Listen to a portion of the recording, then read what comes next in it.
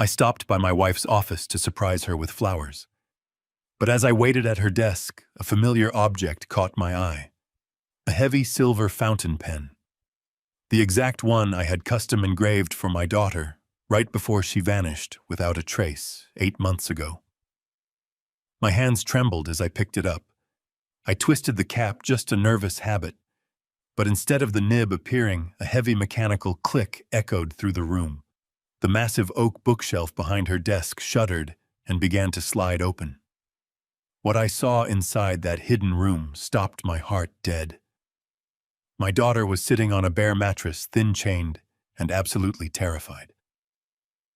If you are listening to this story right now, please hit the like button, subscribe to the channel, and tell me in the comments where you are watching from today. My name is Harrison Cole. I am 70 years old. I have spent my adult life building a massive logistics empire in Chicago. I started with a single rusted delivery truck, working 18-hour days until I turned it into a fleet of 400 rigs dominating the East Coast. But all the money and power in the world means absolutely nothing when your world is violently ripped apart. 8 months ago, my 28-year-old daughter Maya disappeared. She was my only child from my first marriage, my absolute world. The police found a suicide note in her apartment. They told me she had relapsed into drug addiction, could not handle the pressure, and ran off to end things, leaving behind a shattered father. I refused to believe it. I spent millions on elite private investigators chasing every phantom lead, desperate for just a sliver of hope. Every trail ran cold. The nights were the hardest. I would sit in my empty house staring at her photographs, feeling a hollow ache in my chest. My only anchor during this waking nightmare was Victoria. Victoria is my 48-year-old second wife. She is elegant, poised, and seemed endlessly supportive through my grief. She even started a nonprofit organization, the Maya Hope Charity Foundation, dedicated to helping young adults struggling with addiction. I truly thought she was my savior. I thought she was the only thing keeping me from losing my mind. I had absolutely no idea I was sleeping next to a monster. It was a quiet Friday afternoon when I decided to leave the corporate office early. Victoria had been working late every single night at the charity headquarters, pouring her soul into the foundation's upcoming gala. I wanted to show my appreciation, to remind her how much I loved her. I bought a massive bouquet of white lilies, her favorite flowers, and drove across town to surprise her. When I arrived at the foundation's office building, the receptionist smiled warmly. She told me Victoria was down in the basement archives, pulling some old donor files, and that she would be right back. I told the receptionist not to announce me. I wanted to catch my wife off guard, maybe take her out for a nice dinner. I walked into Victoria's corner office. It was immaculate, a perfect reflection of her personality. The room was bathed in the warm afternoon sun, with massive windows overlooking the sprawling Chicago skyline. I set the lilies down gently, on the edge of her pristine mahogany desk. I took a deep breath, looking around the room, feeling a rare moment of peace. That was when I saw it. Sitting next to her keyboard tray, hidden under a stack of folders, was a heavy silver Mont Blanc fountain pen. I felt the air leave my lungs. I reached out my fingers, shaking, and picked it up. Engraved along the polished metal in elegant cursive was Maya's name. I had custom ordered this exact pen for her 25th birthday. Maya never went anywhere without it. The police report explicitly stated that she had taken all her personal belongings when she ran away. Why in God's name would Victoria have it sitting casually on her desk? My mind raced desperately, trying to find a logical explanation. Did the police find it and return it to her? Did Victoria find it, cleaning out Maya's old room? But she never told me. She knew how much I agonized over every single thing that belonged to my little girl. I held the cold metal in my palm, feeling a sickening weight in my stomach. Maya had this nervous habit of twisting the cap of the pen when she was deep in thought. Without realizing what I was doing, my thumb and forefinger replicated that exact motion. I twisted the heavy silver cap. There was no smooth unscrewing motion. Instead, a sharp, heavy mechanical click resonated from deep inside the pen. It was a remote trigger, A deep thud vibrated through the hardwood floorboards beneath my feet. I stumbled backward in shock as the massive floor-to-ceiling oak bookshelf behind Victoria's desk shuddered. With a low hydraulic hum, the entire wall began to slide open, revealing a dark, narrow corridor hidden right behind the office.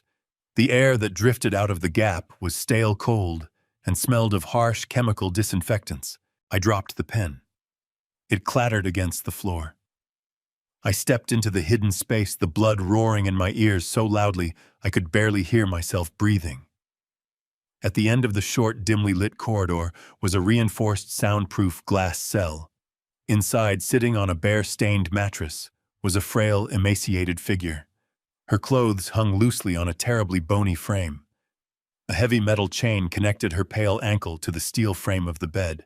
She slowly raised her head, shielding her eyes from the sudden stream of light spilling in from the main office. My heart stopped. It was Maya. My beautiful, vibrant daughter. She was alive. But she looked completely broken. Her eyes, sunken deep into her face, widened in absolute sheer terror as she recognized me standing in the doorway. She scrambled up, rushing to the thick glass, slamming her bruised hands against it. Though the heavy soundproofing completely muffled her voice, I could read her trembling lips perfectly. "Dad, run." Before my brain could even begin to process the absolute mind-shattering horror of my daughter locked in a cage inside my wife's office, a sound from the main hallway froze me dead in my tracks. The sharp, unmistakable clack of Victoria's designer heels approaching the door. And right beside her, the heavy thudding footsteps of Damien, her massive, intimidating security guard. They were laughing about something. They were seconds away from walking through the door. I had no weapon. I am a 70-year-old man. If they saw me standing there, if they realized I had discovered their horrific secret, neither Maya nor I would ever leave this building alive. I had to make the hardest decision of my entire life in a fraction of a second. My fingers moved purely on instinct. I gripped the heavy silver cap of the Mont Blanc pen and twisted it back to its original position. The sharp mechanical click echoed again, louder this time, or maybe it just felt that way to my panicked mind. The massive oak bookshelf groaned and began to slide shut. I watched the gap narrow, my eyes locked on Maya's terrified, sunken face, until the very last possible fraction of a second. The solid wood sealed shut just as the brass doorknob of the main office began to turn. I spun around, my heart hammering furiously against my ribs, and snatched the massive bouquet of white lilies from the mahogany desk. I forced my posture to slump. I let my shoulders sag. I commanded my trembling hands to channel the frailty of a broken, grieving 70-year-old man rather than the absolute terror of a father who had just seen his missing child locked in a cage. The door swung open. Victoria walked in.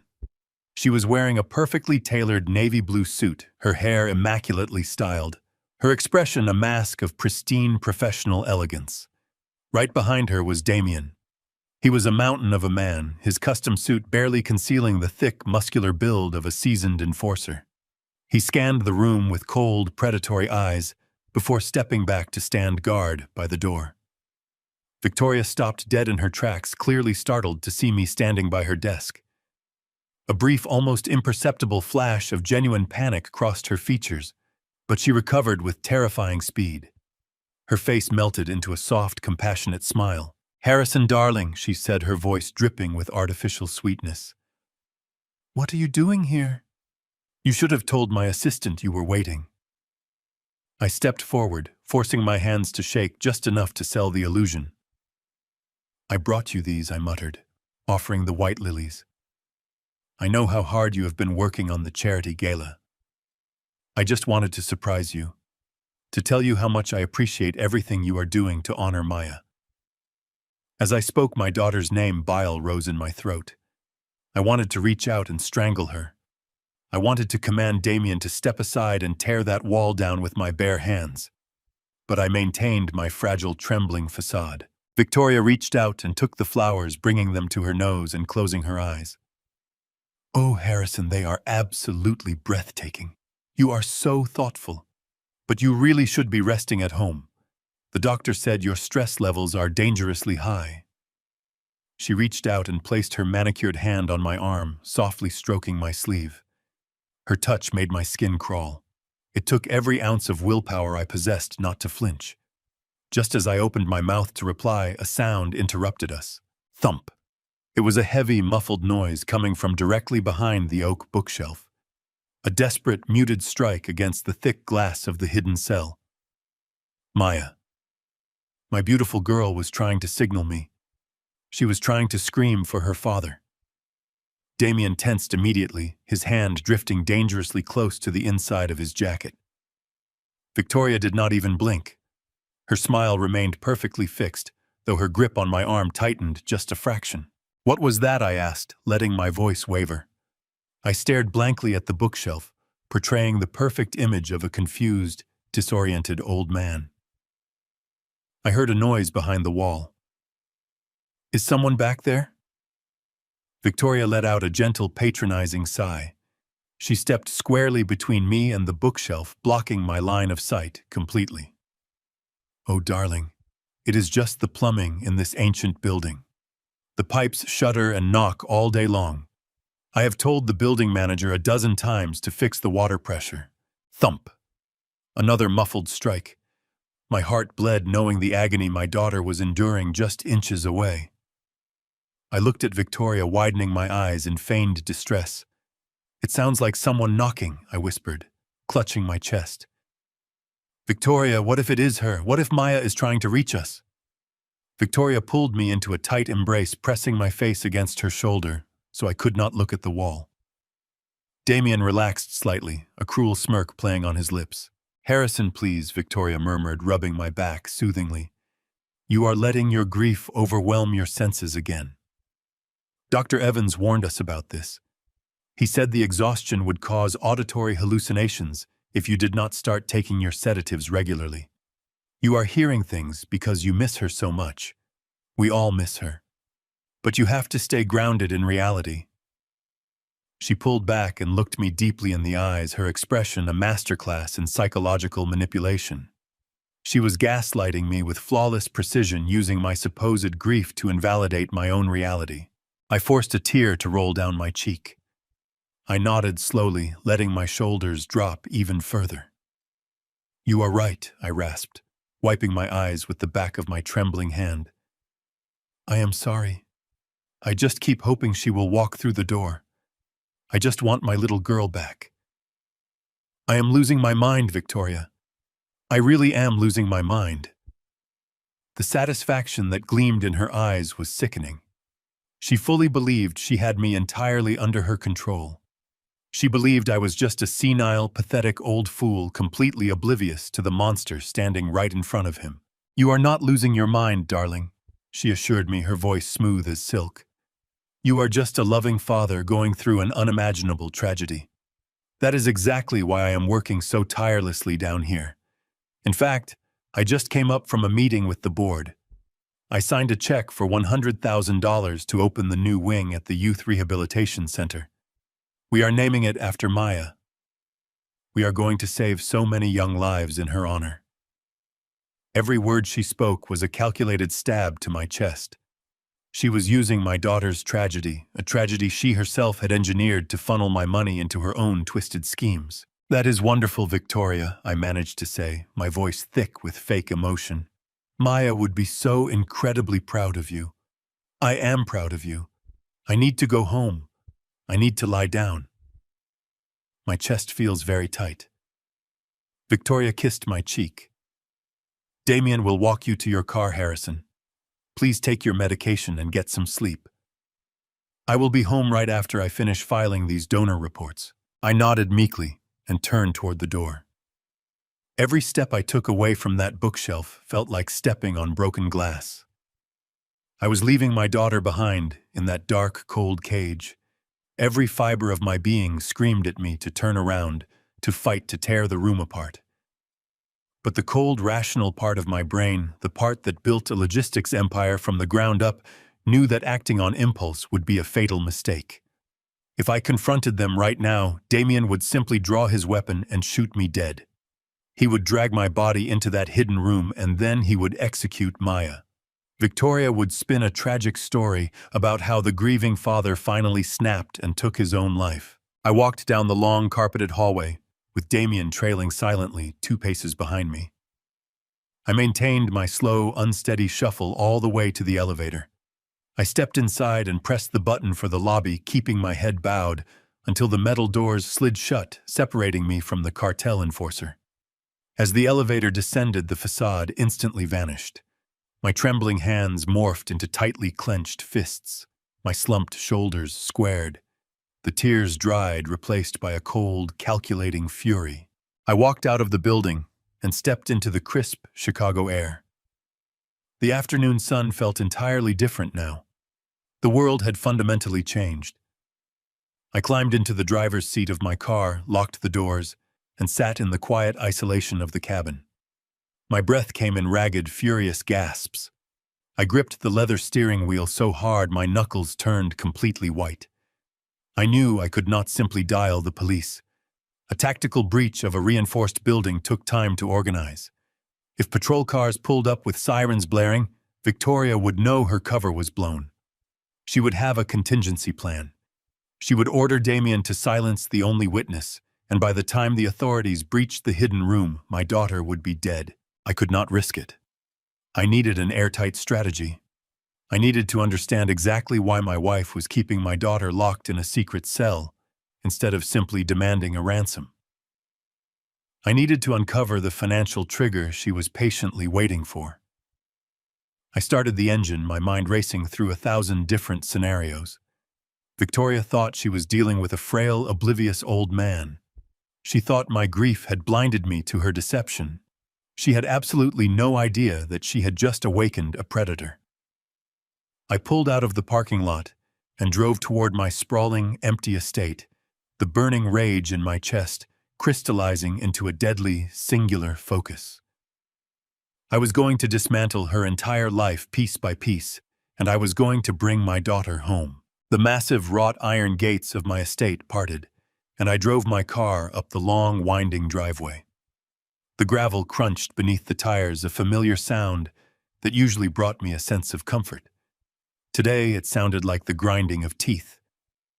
I parked in the garage, turned off the engine, and sat in the profound silence for a few minutes. I needed to center myself. I needed to bury the image of Maya shivering in that glass cage, deep inside my mind, locking it away where Victoria could not see it. When I finally stepped out of the vehicle and walked through the heavy front doors, the fragile, broken old man returned to the surface. But beneath my skin, my blood ran ice cold. I dropped the grief-stricken act the moment I crossed the threshold into the privacy of my study. For 40 years, I had built a logistics empire by seeing the things other men overlooked. I had crushed ruthless competitors by anticipating their strategies and dismantling their supply chains before they even knew they were under attack. My business instincts, which I had allowed to dull in the suffocating fog of my morning, suddenly snapped back to life with a brutal, predatory focus. I was no longer a grieving father weeping over old photographs.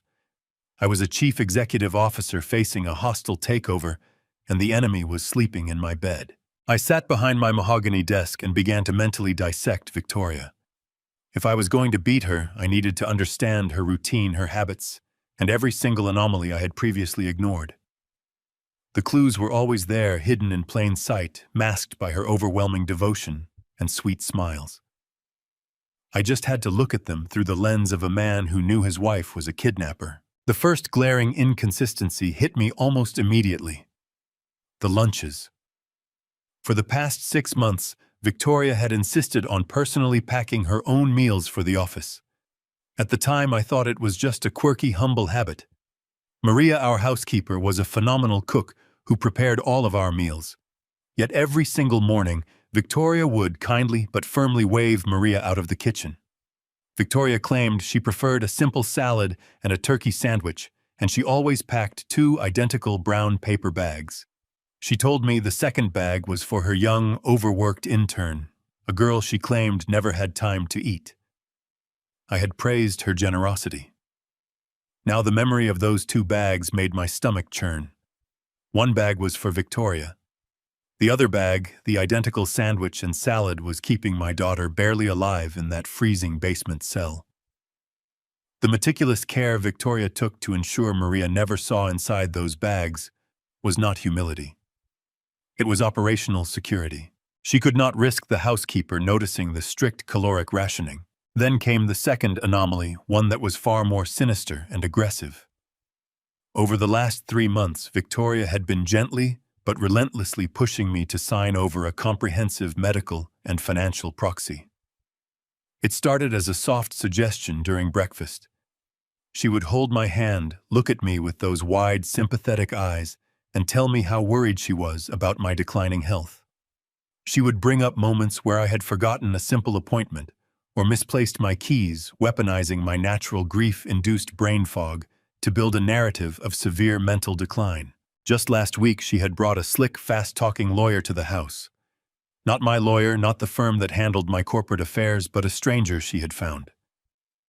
He placed a thick stack of documents on our dining room table.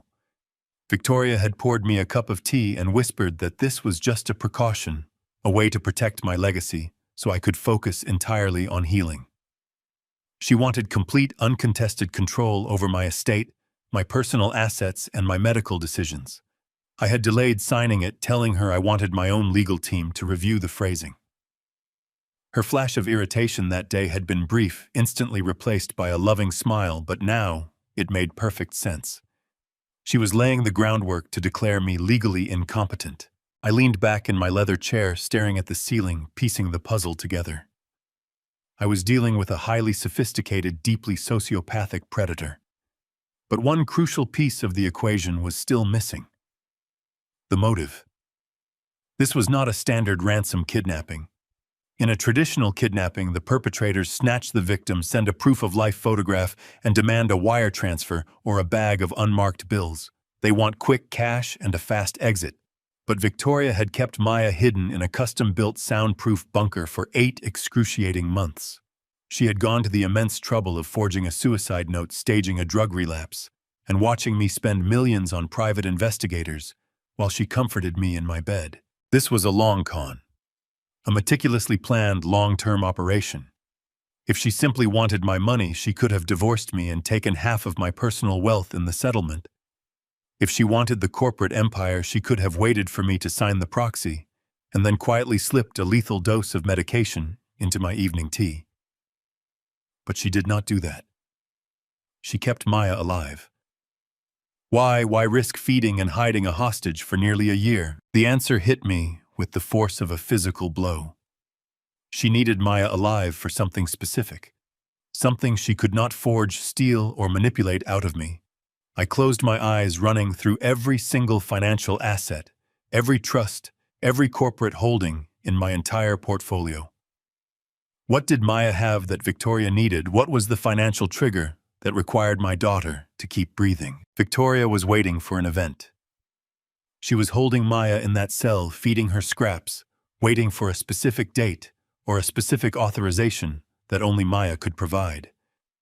Once she had it, once she acquired whatever it was she was waiting for, Maya would no longer be useful. Victoria would dispose of her, and then she would execute the medical proxy to take control of me. I opened my eyes, staring at the locked safe in the corner of my study. I needed to tear through my own financial records. I needed to audit my own life with the ruthless precision of a forensic accountant. Somewhere in those thousands of pages of legalese and banking statements was the exact reason my daughter was chained to a bed. I had to find that trigger. I had to understand her endgame before she reached it. I stood up, walked over to the safe, and began turning the combination dial. I was going to find out exactly what my wife was trying to steal, and then I was going to burn her entire world to the ground. The grandfather clock in the hallway chimed twice, its deep tones echoing through the cavernous silence of the estate. It was exactly 2 a.m. I had been sitting in the dark for hours, perfectly still, listening to the house settle into sleep. Upstairs, Victoria was sound asleep in our master bedroom. She had come home after 9, kissing my cheek and offering me warm milk and a strong sedative playing the devoted wife to absolute perfection. I had taken the pill, palmed it under my tongue, and flushed it down the bathroom sink the moment she turned her back. Now the house was a tomb. It was time to go to work. I stood up and moved silently across the thick Persian rug. My joints ached, a sharp reminder of my 70 years, but adrenaline pushed the physical pain into the background. I crept down the long corridor toward my private home office. I knew every inch of this sprawling house. I knew which floorboards groaned and which ones remained silent. Victoria thought she controlled the environment, but she was a newcomer to my world. I reached the heavy oak doors, slipped my key into the brass lock, and turned it with agonizing slowness to prevent the mechanism from clicking loudly. The door swung open, and I slipped inside, closing it securely behind me. The room was pitch black. I did not turn on the overhead lights. Instead, I moved directly to my desk and booted up my primary computer. The monitor flared to life, casting a pale blue glow across my face. Almost instantly, a prompt filled the screen. It was a sophisticated security application demanding an authentication token. Victoria had installed it 2 months ago. She claimed it was a necessary upgrade recommended by her consultant to protect my personal wealth from offshore hackers. She spun a terrifying tale about a friend whose portfolio was drained overnight. I had nodded along, playing the grateful husband, and allowed her to set up the software. She controlled the administrator passwords. She believed she had locked me out of my own digital life. But Victoria severely underestimated the man she married. I did not build a multinational logistics empire by trusting third-party vendors with the keys to my kingdom.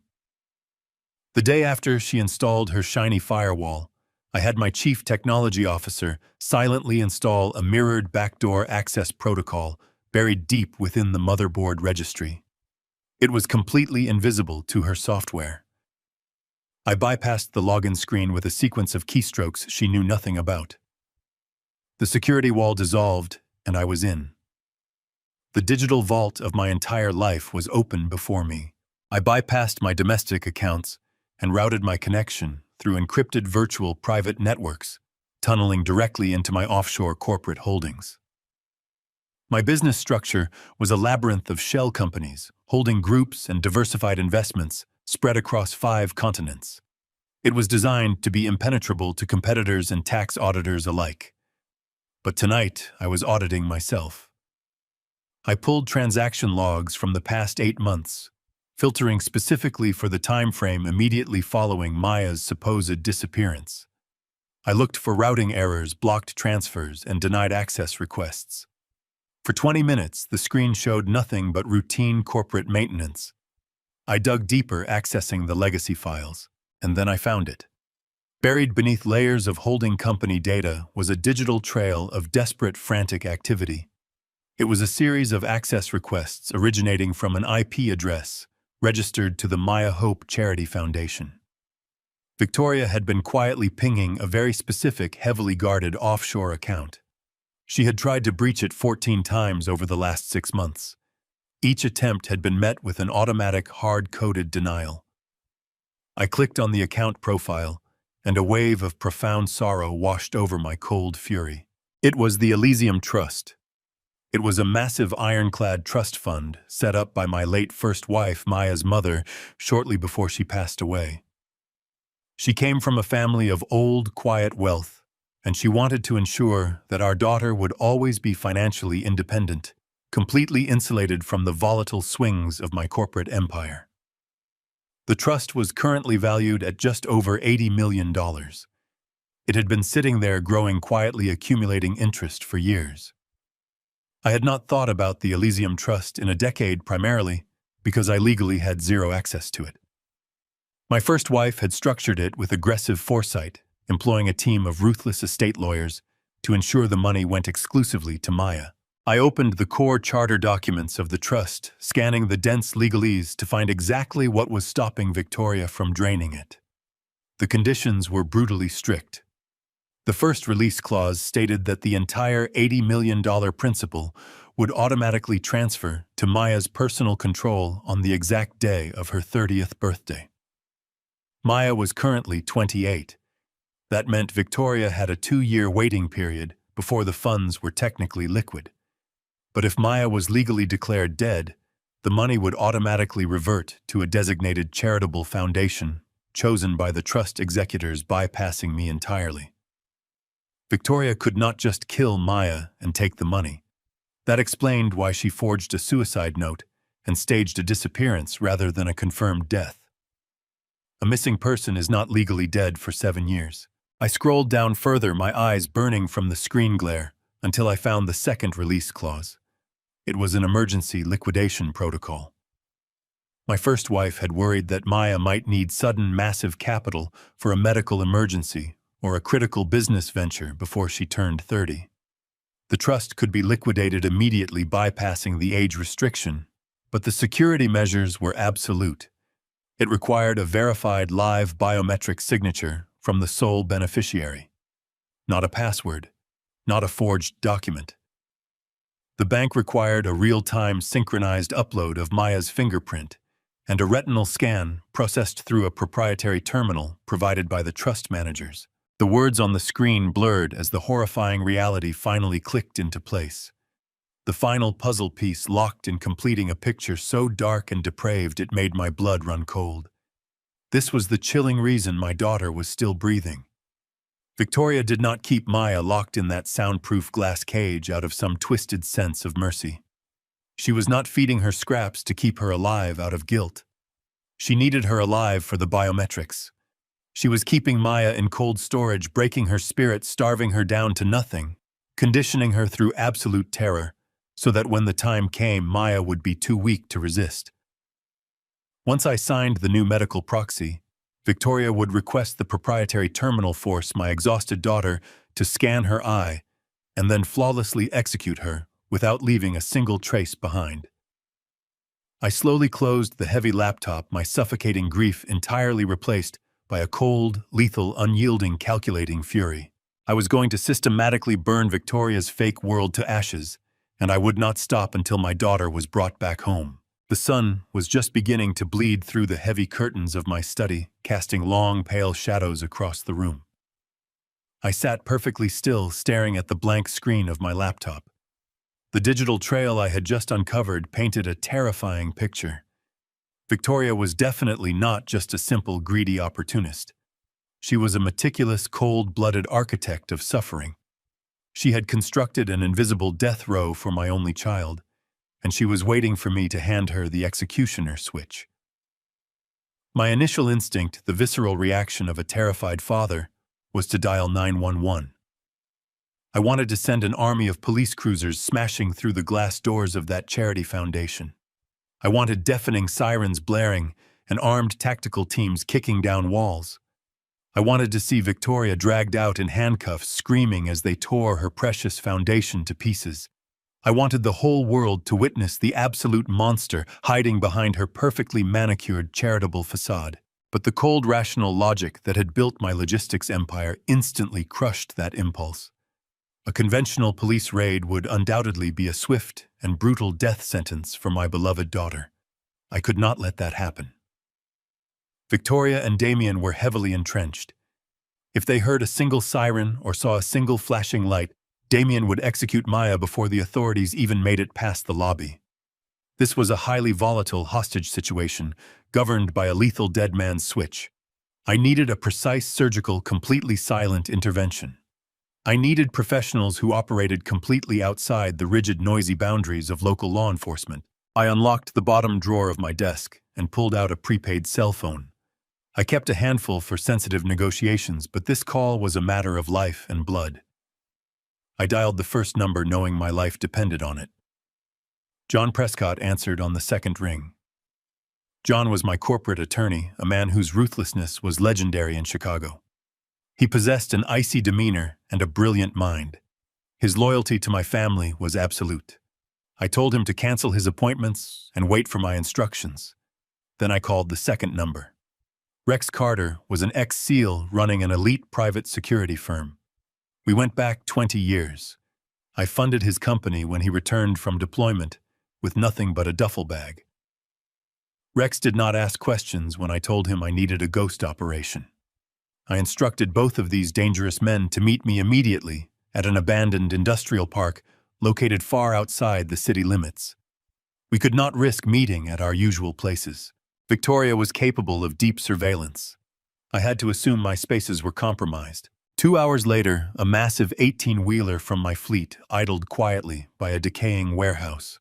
The driver, a fiercely loyal employee who had transported freight for my company for over 3 decades, stood vigilant guard outside in the cold night air. I slowly climbed into the back of the dark, cavernous, windowless trailer. The heavy steel doors slammed shut, plunging the space into absolute darkness before the dim overhead LED lights flickered to life. The trailer had been retrofitted for secure transport, completely lined with sound-dampening foam and electromagnetic shielding. It was a mobile fortress entirely disconnected from the grid. As the massive diesel engine roared to life and the truck began to roll onto the highway, moving randomly through the dark city streets to avoid any possible tracking, I turned to the 2 men waiting at the metal folding table bolted to the cold steel floor. John Prescott sat perfectly straight, his tailored suit a sharp contrast to the industrial surroundings. Rex Carter leaned against the steel wall wearing dark tactical gear, his arms crossed over his broad chest. Neither man spoke a single word of complaint about the incredibly strange venue. They simply waited in respectful silence for me to begin explaining. I placed my hands flat on the cold metal table. I did not waste time with pleasantries or emotional overtures. I laid out the entire horrific reality in precise chronological order. I told them about the hidden room behind the bookshelf at the charity office. I described the heavy metal chain, the thick, soundproof glass, and the emaciated, absolutely terrified face of my missing daughter. I watched the blood drain from John's face. I saw Rex's jaw tighten, his posture shifting from relaxed observation to coiled, aggressive tension.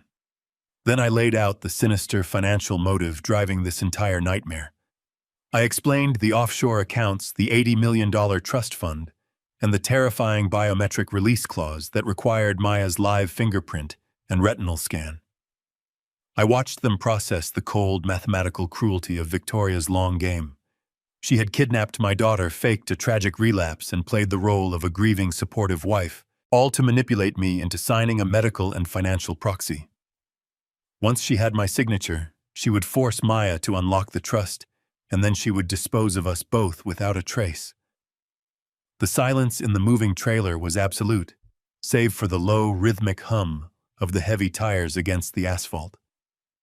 Neither of these hardened men had ever encountered such calculated domestic evil.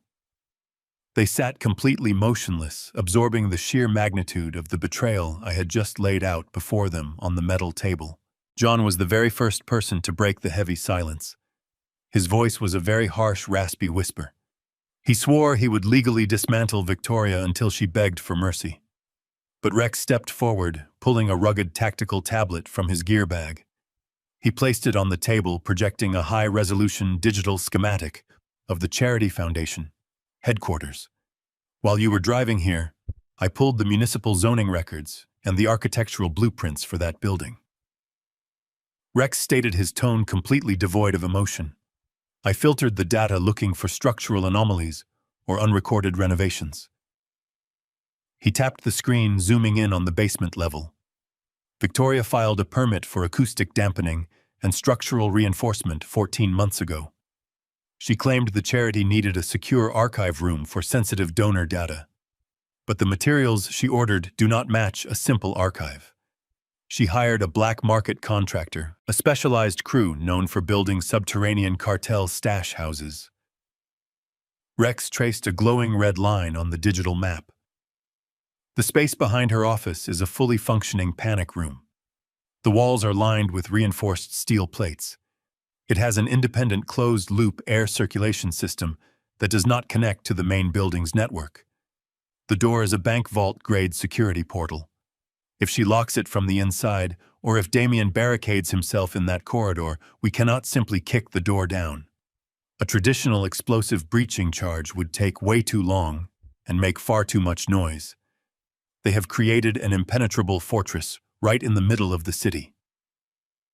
The reality of his words hung heavily in the confined space of the moving trailer. We were not just dealing with a simple kidnapping. We were up against a fortified, self-sustaining bunker. My daughter was trapped inside a cold steel tomb, breathing recycled air, and the woman who held the key was sleeping peacefully in my bed. I looked down at the glowing schematic tracing the digital outline of my daughter's prison. We needed a flawless strategic plan that completely bypassed the heavy steel walls and the complex security locks entirely to save her life tonight. Rex tapped the screen of his tablet, closing the architectural blueprints and opening a highly encrypted communication channel. He issued rapid orders to his cyber warfare division. Less than a mile away from the Charity Foundation headquarters, a nondescript plumbing repair van sat silently in a dark alley. Inside, 3 elite digital specialists probed the invisible perimeter of Victoria's fortress. Rex explained the panic room was on a closed loop, completely severed from the building's primary internet connection. However, the black market contractors made a critical, arrogant mistake. They had installed a wireless diagnostic port to monitor the independent air filtration system. It was a tiny sliver of a digital signal bleeding through the concrete, but for Rex's team, it was a wide-open door. We sat in the moving 18-wheeler surrounded by the diesel engine's hum, staring at the blank tablet screen. The tension was so thick, it felt like a physical weight pressing down on my chest. Every passing second felt like an eternity.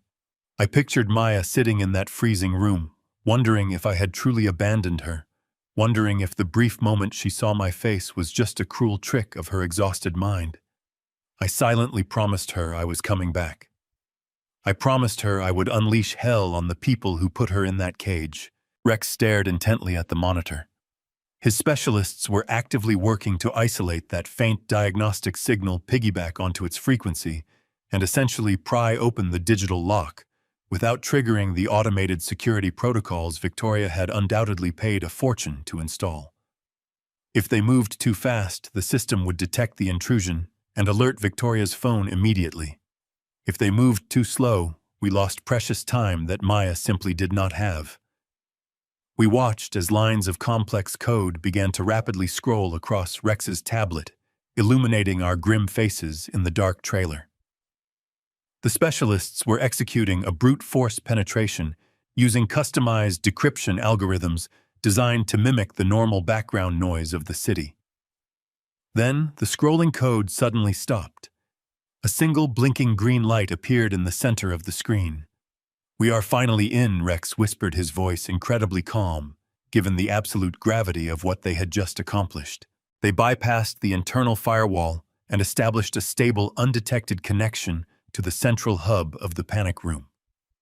Rex's thick fingers moved quickly across the glass surface, navigating through the hidden network directories until he found the internal surveillance feed. He tapped a file icon labeled with a generic serial number, and the screen flickered briefly before stabilizing into a crystal-clear, high-definition live video feed. I stopped breathing. The image on the screen was a direct view into the darkest corner of my daughter's private hell.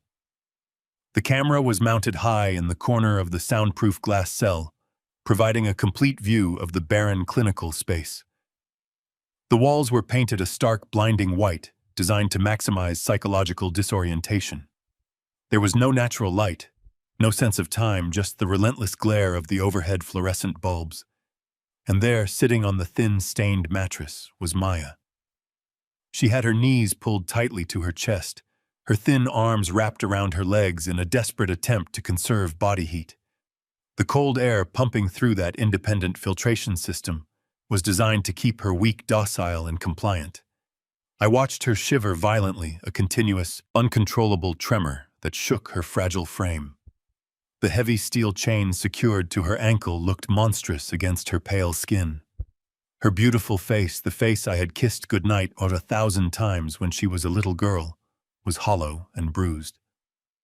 Dark, heavy shadows encircled her eyes, painting a portrait of profound sleep deprivation and absolute terror.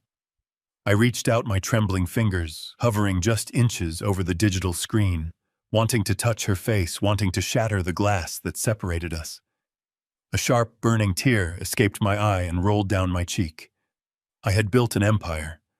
I had accumulated unimaginable wealth and power. I employed thousands of people. Yet in this moment, looking at my broken child, I felt like the most profound failure on the face of the earth.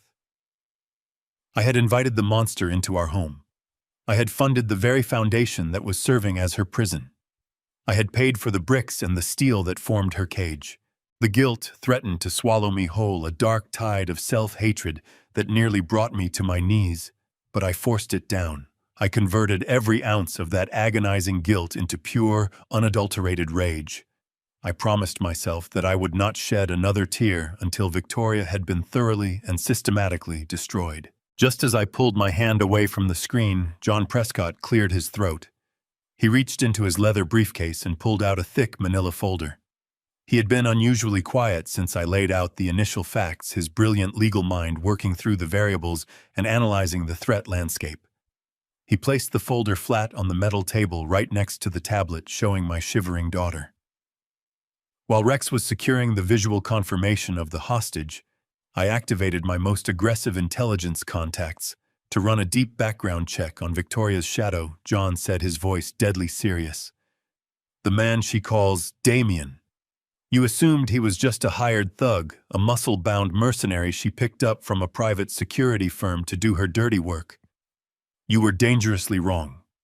John opened the folder, revealing a series of grainy surveillance photographs and heavily redacted federal documents. His real name is not Damien. It is Mateo Vargas. He is not a bodyguard. He is a high-level cartel fixer operating out of the southern border. He is currently wanted by international authorities for orchestrating multiple extortion rings and executing high-profile murders for a major criminal syndicate based in Sinaloa. The air in the trailer seemed to instantly evaporate. The magnitude of the situation had just violently shifted. We were no longer dealing with a greedy sociopathic wife executing a domestic financial crime. We were standing on the precipice of a war with international organized crime. Victoria is not just a woman trying to steal a trust fund, John continued, tapping the federal dossier. She is directly tied to a cartel network. Vargas does not work for her. He is her handler. He is there to ensure the cartel gets whatever money she has promised them. If we trigger an alarm, if we make one wrong move, Vargas will not hesitate to kill Maya, and he has the professional training to disappear before the police ever arrive. The stakes had just skyrocketed into the stratosphere. My daughter was not just a pawn in a greedy divorce scheme. She was the collateral in a multi-million-dollar cartel debt. I looked back at the screen at Maya shivering in the cold. I looked at Rex and John.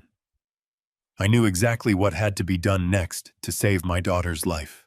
The sun was bleeding over the horizon when the 18-wheeler deposited me near my estate. I slipped through the side entrance just as the automated lawn sprinklers hummed to life. My mind raced with the terrifying reality of Mateo Vargas, but physically I seamlessly slipped back into the skin of the broken widower. I climbed the grand staircase and entered the master suite. The sound of running water echoed from the ensuite bathroom. Victoria was taking her morning shower, preparing herself for another day of playing the angelic philanthropist. Her designer handbag sat unattended on the vanity. I did not have much time. Rex had provided me with a military-grade microtransmitter during our meeting in the truck. It was a flat circular device no larger than a standard coin, wrapped in a specialized adhesive housing designed to evade standard sweeping equipment. I moved silently. My hands were perfectly steady. The trembling old man was completely gone. I unclasped the gold hardware of the purse and slid my fingers deep into the custom silk lining. I found a hidden seam near the reinforced base, peeled back the adhesive strip, and pressed the transmitter firmly against the inner leather wool. It vanished. I snapped the clasp shut just as the water in the bathroom abruptly stopped.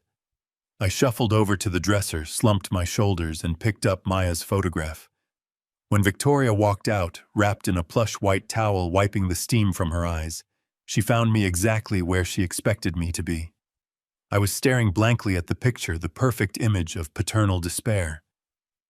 She offered me a sympathetic sigh, kissed my cheek, and told me to get some rest. An hour later, I watched her car pull out of the driveway through the sheer curtains of my study window. As soon as the taillights vanished past the iron gates, I locked my heavy study doors and booted up my highly encrypted laptop. I plugged in the receiver dongle Rex had configured for me and slipped a pair of noise-canceling headphones over my ears. The initial audio feed was a chaotic mess of rustling fabric and muffled road noise as Victoria drove across the city. I sat at my desk, staring at the audio waveform dancing across the monitor. I listened to her order a coffee at a drive-through window. I listened to her cheerfully greet the Charity Foundation receptionists. Her public voice was sickeningly sweet, dripping with a practiced, artificial warmth. She complimented an intern on her outfit. She discussed a floral arrangement for an upcoming gala. It was entirely mundane, entirely sickening. I waited listening with the patience of a sniper. The audio shifted abruptly as a heavy door closed, followed by the distinct mechanical click of a deadbolt. The ambient background noise of the busy office vanished instantly. She had entered her private office, the room directly adjacent to my daughter's hidden cell. A second set of heavy footsteps echoed through the transmitter. It was a slow, deliberate tread. Victoria's public mask dropped the second she was alone with Damien. "You are late," Victoria snapped. Her voice was completely devoid of its usual melodic warmth. It was sharp, cold, and dripping with raw, impatient authority. "Traffic on the interstate," the man replied. His voice, stripped of the silent bodyguard persona, was rough and jagged. It carried the heavy weight of a seasoned cartel enforcer. Mateo Vargas did not take orders well. He sounded like a man who merely tolerated Victoria because she was the key to a massive payday. "We do not have time for traffic," Victoria hissed. "I need you to double-check the acoustic seals on the perimeter wall. I thought I heard a vibration yesterday when the old man was standing near the bookshelf. If he figures out she is back there before I secure the proxy, this entire operation falls apart." A heavy chair dragged across the floor. "The old man is a ghost," Vargas grunted dismissively. "He is too heavily sedated to notice his own shadow." "He is not the problem right now, Victoria. You are the problem. My employers down south are running out of patience. They did not finance this little charity front and provide me for a year-long vacation. They want their capital returned, and they want the promised premium. You assured them this trust fund would be liquidated months ago." Victoria's breath hitched slightly, a microscopic display of fear that brought a grim wave of satisfaction to my dark heart. "You know the strict protocols," she argued, her voice tight and defensive. "The Elysium Trust is a nightmare to crack. I had to wait for the biological trigger. I had to let him grieve long enough to break his cognitive resistance. I cannot just force him to sign the proxy at gunpoint. If the estate lawyers suspect coercion, they will freeze everything and launch a massive federal investigation. It has to look like a perfectly voluntary transfer of medical and financial authority due to severe mental decline." Vargas slammed his heavy hand on a desk, the sharp crack causing the audio waveform on my screen to spike violently into the red. "They do not care about your legal inconveniences, Victoria," he growled, stepping closer to her. "They care about the $80 million you promised them. I received a secure message this morning. The grace period is officially over. You have until the end of this week to complete the biometric transfer and wire the funds. If the money is not resting in their offshore accounts by Friday midnight, they are cutting their losses. They will order me to clean the site. That means I put a bullet in the girl in the basement. I put a bullet in you, and I burn this entire building to the foundation." The silence that followed his explicit threat was absolutely suffocating. I gripped the edge of my mahogany desk so hard, my knuckles burned white. I was listening to the explicit, non-negotiable execution order for my beautiful daughter. "I do not need until Friday." Victoria replied, her voice trembling slightly before hardening into a chilling, sociopathic resolve. "I have the solution ready." The private doctor I bribed finalized the medical paperwork late yesterday afternoon. He officially drafted a diagnosis of severe rapid-onset dementia and profound psychological instability for Harrison. I am bringing the lawyer back to the estate tomorrow evening. I will drastically increase his sedative dosage tonight. By tomorrow, he will not even know what day it is. He will sign the proxy document simply because I tell him it is a sympathy card for Maya. Once I have the absolute legal authority over his estate, I will bring the banking terminal here. We pull the girl out of the cell, force her eyes open for the retinal scan, push her thumb onto the glass, and initiate the emergency liquidation. I will wire the cartel funds within 48 hours. Vargas grunted in grudging approval. 48 hours, Victoria. Do not fail, or we all die horribly. The audio feed cut out. I had 48 hours. The dead air in my headphones lasted for exactly 3 minutes. I sat frozen in my leather chair, my hands gripping the armrests so tightly, my forearms cramped. My mind was racing through the brutal mathematics of Victoria's timeline. 48 hours. 2 days to dismantle a fortified cartel bunker and save my daughter from execution. Just as I reached for my phone to update Rex and John on this terrifying deadline, the static crackled. The microtransmitter inside Victoria's purse reconnected. The heavy acoustic doors of her office must have blocked the signal temporarily when Vargas paced near the threshold. Now his heavy footsteps were moving back toward the center of the room. I pressed the headphones tighter against my ears, desperate to catch every single syllable. "You need to be prepared for every variable," Vargas was saying, his rough voice vibrating with barely contained hostility. "The local police are not a threat right now, but if the old man has a lucid moment and calls a private investigator, or if a rogue patrol car spots my men doing perimeter checks, we have to act instantly. We cannot afford a standoff. We cannot afford a hostage negotiation. The cartel does not negotiate, Victoria. We erase the problem and we vanish." "I am fully aware of the protocol, Mateo," Victoria replied, her tone dripping with arrogant confidence. "That is exactly why I paid your black market contractor an extra $100,000 to install the failsafe. I am not an amateur. I have controlled this entire situation from day one." "Then prove it by keeping your tablet charged," Vargas snapped. "I saw it sitting on your desk yesterday with the battery indicator flashing red. If that screen goes black, you lose control of the ventilation override. If we get breached, if I have to draw my weapon and hold the line at that door, you are the one who has to press the button.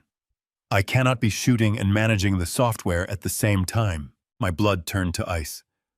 A ventilation override. A button on a tablet.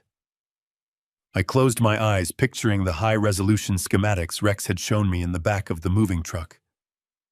The panic room had an independent closed-loop air circulation system.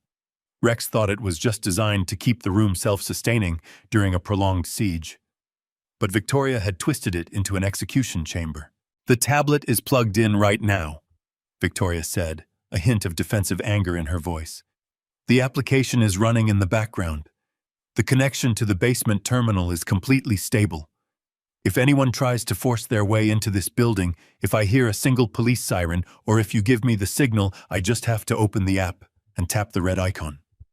The system will seal the intake valves instantly. And then the carbon monoxide flushes the room." Vargas finished for her, his voice flat and clinical. "The pressurized canisters are wired directly into the air ducts. Once you tap that screen, the gas displaces the oxygen in the cell. It is colorless. It is odorless. The girl will feel sleepy. She will lie down on that mattress, and she will be dead in 45 seconds. There will be no screaming. There will be no panic. By the time a tactical team manages to cut through the vault door, she will be gone and the gas will have dissipated through the exhaust vents. It will look like she suffocated from a mechanical failure." I stopped breathing. 45 seconds. A single tap on a glass screen. My beautiful daughter, who had endured 8 months of starvation and psychological torture, was sitting in a gas chamber. Victoria had built a lethal dead man's switch right into the architecture of the building. The sheer sociopathic brilliance of the trap was paralyzing. If I called the authorities, if a SWAT team rolled up to the charity foundation with armored vehicles and bullhorns, Victoria would look out her window, smile her sweet philanthropic smile, and tap a button on her tablet. Maya would die quietly in the dark, before the police even breached the lobby. Victoria would then play the devastated victim, claiming she had no idea a cartel had hidden a hostage in her basement. "Make sure your hand does not shake when the time comes," Vargas warned. "You have played the grieving wife for so long, you might actually start to believe your own lies. When the order comes down, you press the button. No hesitation." "I will not hesitate," Victoria answered coldly. "I do not care about the girl. I only care about the trust fund. Once the money clears the offshore accounts, she is nothing but dead weight. I will flush the room myself, just to be done with her whining." The audio feed went silent again as they changed the subject to banking logistics, but I had heard enough. I ripped the headphones off my ears and threw them onto the desk. My hands were shaking so violently I could barely unlock my phone. The parameters of the mission had just shifted from difficult to nearly impossible. A dynamic breach was completely out of the question. We could not use explosives on the vault door. We could not use flashbangs. We could not even risk the sound of shattered glass or a heavy footstep in the hallway. If Victoria felt threatened for even a fraction of a second, she would reach for her tablet. If Vargas saw a shadow move across the corridor, he would give the execution order. I dialed Rex Carter's secure line. He answered immediately, the sound of keyboard clacking echoing in the background of his secure command center. I relayed the new intelligence with absolute surgical precision. I told him about the tablet. I told him about the carbon monoxide canisters wired into the ventilation ducts. I told him we had a maximum execution window of 45 seconds from the moment Victoria touched the screen. "A digital gas chamber," Rex muttered, his voice dropping an octave. "That is old-school cartel brutality mixed with high-tech domestic security. If we alert them, the girl is gone. Standard hostage rescue doctrine goes right out the window. We cannot negotiate with a dead man's switch." "We are not negotiating with anyone," I replied, my voice harder than it had been in decades. "We are going to eliminate the threat. I need a completely silent strike. We have to neutralize Victoria and that tablet, and we have to neutralize Mateo Vargas at the exact same moment. If Vargas drops, Victoria might panic and press the button. If we take the tablet, Vargas will draw his weapon and shoot Maya himself. Simultaneous, invisible termination." Rex confirmed, the tactical gears in his mind already turning. "My cyber team can try to jam the local network, but if the tablet is hardwired to the panic room grid, we have to sever the physical connection. We need eyes inside that office." "Get your men ready immediately," I commanded him. "We are going to wage a silent war today." The heavy steel walls of the moving trailer seemed to press inward as the reality of my command settled over the cold metal table. John Prescott leaned back in his folding chair, removing his expensive glasses to pinch the bridge of his nose. He was a man who fought his battles with injunctions, asset freezes, and corporate lawsuits, not firearms and tactical breaches. He looked at me, his sharp legal mind struggling to reconcile the civilized corporate executive he had known for decades with the ruthless commander sitting across from him. "Harrison," he started, his voice measured and highly cautious. "What you are suggesting is an unsanctioned, heavily armed, illegal tactical assault on civilian soil. If this goes wrong, if the authorities catch wind of a private militia storming a downtown office building, the legal fallout will be apocalyptic. You will be facing federal conspiracy charges, kidnapping, and domestic terrorism." I did not even blink. I leaned across the cold table, my eyes locking onto his. "John," I replied, my voice dangerously calm. "My daughter has been locked in a soundproof box for 8 months. The woman I married is planning to flush that box with carbon monoxide the moment she gets my signature. I do not care about federal charges. I do not care about my corporate legacy, my stock prices, or my pristine public reputation. If it costs me every single dollar I have ever earned to bring Maya home, I will gladly burn my empire to the ground. There is no legal recourse here. There is only survival. Are you with me, or do I need to ask the driver to pull over and let you out on the highway?" John looked at the digital blueprint of the panic room still glowing brightly on Rex Carter's tactical tablet, then back at me. He slowly put his glasses back on, the professional, icy lawyer returning instantly. "I am with you, Harrison. I will draft a retroactive security authorization tonight. We will legally classify Rex's team as a high-threat extraction detail hired to recover stolen corporate assets. It will not hold up in federal court forever, but it will buy us the confusion and the critical delays we need if the police show up after the smoke clears. Rex grunted his profound approval, his massive arms resting heavily on the table. The legal cover is good, but the tactical reality is a complete nightmare, he said, dragging his thick finger across the digital schematic. Victoria's panic room is completely independent. If we cut the main power to the building, her backup generators will kick in automatically, keeping the ventilation system and the digital locks fully operational. If my men try to drill through that vault door, the intense noise and vibration will alert Vargas immediately. He will draw his weapon. Victoria will tap her screen, and the gas will deploy. We cannot simply sneak up on them. We have to completely eliminate their ability to communicate with that room before they even know they are under attack. Rex reached deep into his tactical bag and pulled out a heavy cylindrical object roughly the size of a large thermos. It was encased in matte black metal covered in bright warning labels and manual activation switches. "This is a localized electromagnetic pulse generator," Rex explained, setting the heavy device safely on the table. "It is strictly military hardware, highly illegal for civilian use. When my team detonates this, it releases a massive burst of concentrated electromagnetic energy that instantly fries every unshielded microchip within a precise 50-foot radius.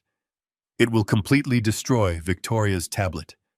It will permanently fry the automated ventilation overrides, the digital locks on the vault door, and Vargas's encrypted cellular communications. The dead man's switch will be instantly bricked. The gas cannot deploy if the computer commanding it ceases to exist." I stared at the black cylinder, marveling at the sheer destructive capability resting on the folding table. It was the perfect silent solution to Victoria's digital guillotine. But a grim realization quickly followed. If the pulse fries the electronic locks on the vault door, the door defaults to its mechanical deadbolts, I deduced, looking up at Rex. "Your elite team will not be able to hack the keypad to open it. You will have to breach it manually." Rex nodded, a grim, highly respectful smile touching the corners of his mouth. "Exactly. The EMP saves Maya from the lethal gas, but it instantly turns the panic room into a sealed steel vault. My men have the hydraulic breaching tools to force those massive deadbolts open, but those tools are incredibly heavy and slow. From the exact second the pulse goes off and the electronics die, my entry team will need exactly 90 seconds to pry that steel door open. During those specific 90 seconds, Vargas will realize his comms are dead. He will know the power is gone. He will draw his weapon, and he will aggressively look for a target. "That is exactly where I come in," I said, my voice completely resolute. "I will be his target. I am the Trojan horse." John shook his head immediately. "Harrison, absolutely no. You cannot be in that room. Vargas is a seasoned cartel enforcer. If he panics, he will shoot the very first person he sees." "I must be in that room," I countered, placing my hands flat on the digital schematic. "Victoria and Vargas need a compelling reason to be outside the panic room, away from Maya, with their guard completely down. I am the only living person who can orchestrate that scenario. Tomorrow morning, I am going to call Victoria. I will play the broken, exhausted widower. I will tell her that the suffocating grief has finally defeated me. I will agree to unconditionally sign the medical proxy and legally authorize the immediate transfer of the Elysium Trust.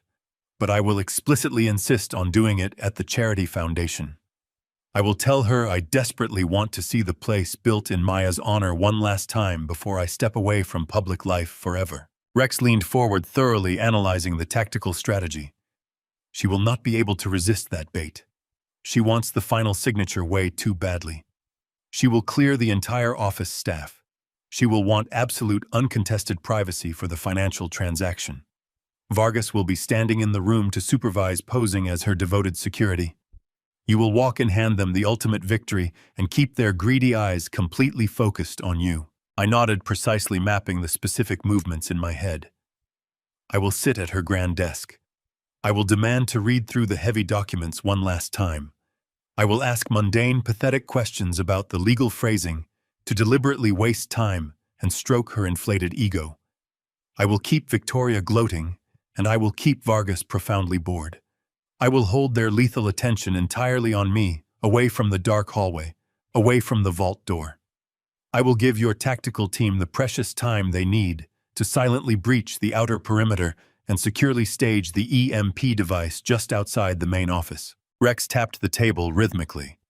Once my men are in the perfect position, I will send a single vibrating signal to the encrypted phone in your pocket. That is your final warning. You will have exactly 5 seconds to hit the floor before the powerful pulse detonates. When the EMP triggers, every single light bulb in the building will shatter. The computer screens will violently explode. The electronic locks will instantly die. You will be plunged into absolute disorienting darkness with a highly trained cartel killer. My team will detonate the quiet breaching charges on the main office door simultaneously, but you will have to survive those agonizing 90 seconds while we fight our way inside to permanently neutralize Vargas. I am not afraid of the dark, I replied, staring blankly at the black cylinder. And I am certainly not afraid of Mateo Vargas. I have spent the last 8 horrible months living as a pathetic ghost. Tomorrow afternoon, Victoria is going to learn exactly what happens when the ghost finally fights back. We spent the next hour finalizing the precise timing, the primary entry points, and the secondary extraction routes as the large truck continued its endless rumbling journey through the quiet night. The finalized plan was a massive, incredibly terrifying gamble. I was purposefully walking completely unarmed into a locked, soundproof room with a sociopathic manipulator and a heavily armed cartel killer. I had to perfectly sell the theatrical performance of a lifetime flawlessly playing the pathetic victim, while silently counting down the long seconds to an electromagnetic blast that would plunge us all into absolute chaos. If my voice wavered slightly, if Victoria sensed a hidden trap, or if Vargas saw the elite tactical team moving down the outer hallway, Maya would instantly die. There was absolutely no margin for tactical error. I had exactly 90 seconds to successfully hold the devil's undivided attention, and I fully intended to aggressively use every single one of them. The sun had barely begun to paint the sky in bruised shades of purple and orange when I finally returned to the estate. I slipped back into my bedroom just as the first morning light crept through the heavy drapes. Victoria was still asleep, her breathing slow and perfectly rhythmic. I lay beside her, my eyes fixed on the ceiling, rehearsing the performance of my life. By the time evening arrived, the sprawling dining room felt like a grand theatrical stage, and I was the lead actor preparing for the final tragic act. Maria, our housekeeper, served a quiet dinner of roasted lamb and winter vegetables. The rich aroma filled the room, but my mouth was entirely dry. Every bite I took tasted like dry ash. Victoria sat across from me at the long mahogany table, holding her wineglass with effortless elegance. She wore a soft cashmere sweater, projecting the image of a comforting, deeply devoted wife. She asked me about my day, her voice dripping with artificial empathy, probing to see if my mind was deteriorating exactly as she had planned. I hunched my shoulders forward, letting a visible tremor take hold of my hands. I stared blankly at my plate, allowing the crushing weight of the last 8 months to physically manifest in my posture. "Victoria," I whispered, letting my voice crack with carefully manufactured devastation. "I cannot do this anymore."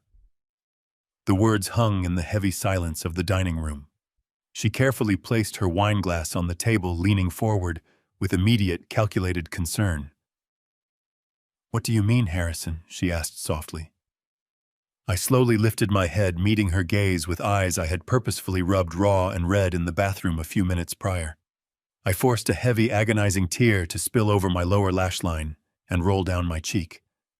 "I am so tired," I choked out, covering my face with my trembling hands. "I am too tired to run the logistics firm. I am too tired to fight the board of directors. Every single time I sit at my desk, all I can see is Maya. Everything I built, this entire massive corporate empire, was supposed to be for her. Now that she is gone, it all feels entirely meaningless. Victoria stood up from her chair, walked gracefully around the long table, and placed her warm hands on my shaking shoulders. She began to massage the tense muscles at the base of my neck. "You are just grieving, darling," she murmured, pressing a gentle kiss to the top of my head. "You need to rest. You need to let go of the immense corporate burden." I reached up and grabbed her hand, squeezing it with desperate, pathetic reliance. "That is exactly what I want to do, Victoria. I want to let it all go."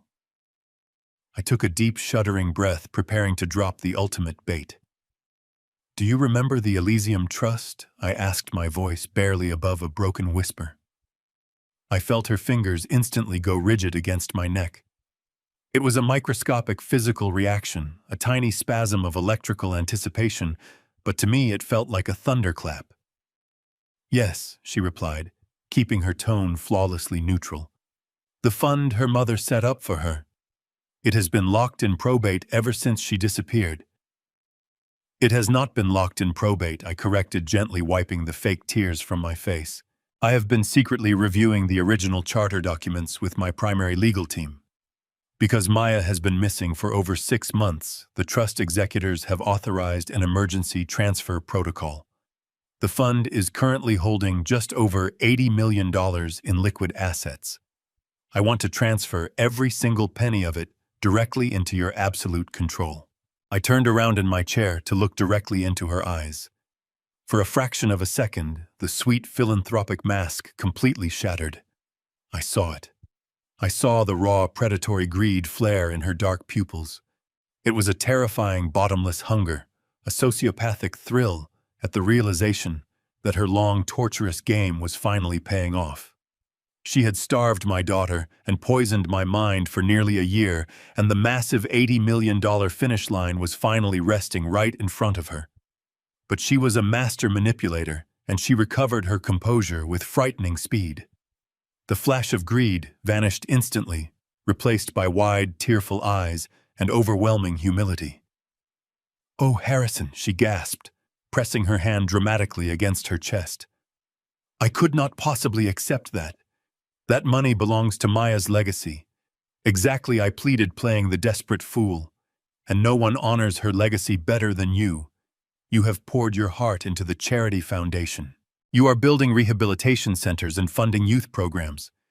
If I keep that money, I will just let it rot in an offshore account. I want you to have it.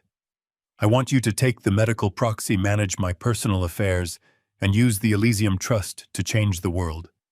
Please, Victoria, let me sign the papers. Let me finally rest." She let out a long, heavy theatrical sigh, acting as though she was reluctantly accepting a monumental burden out of pure love.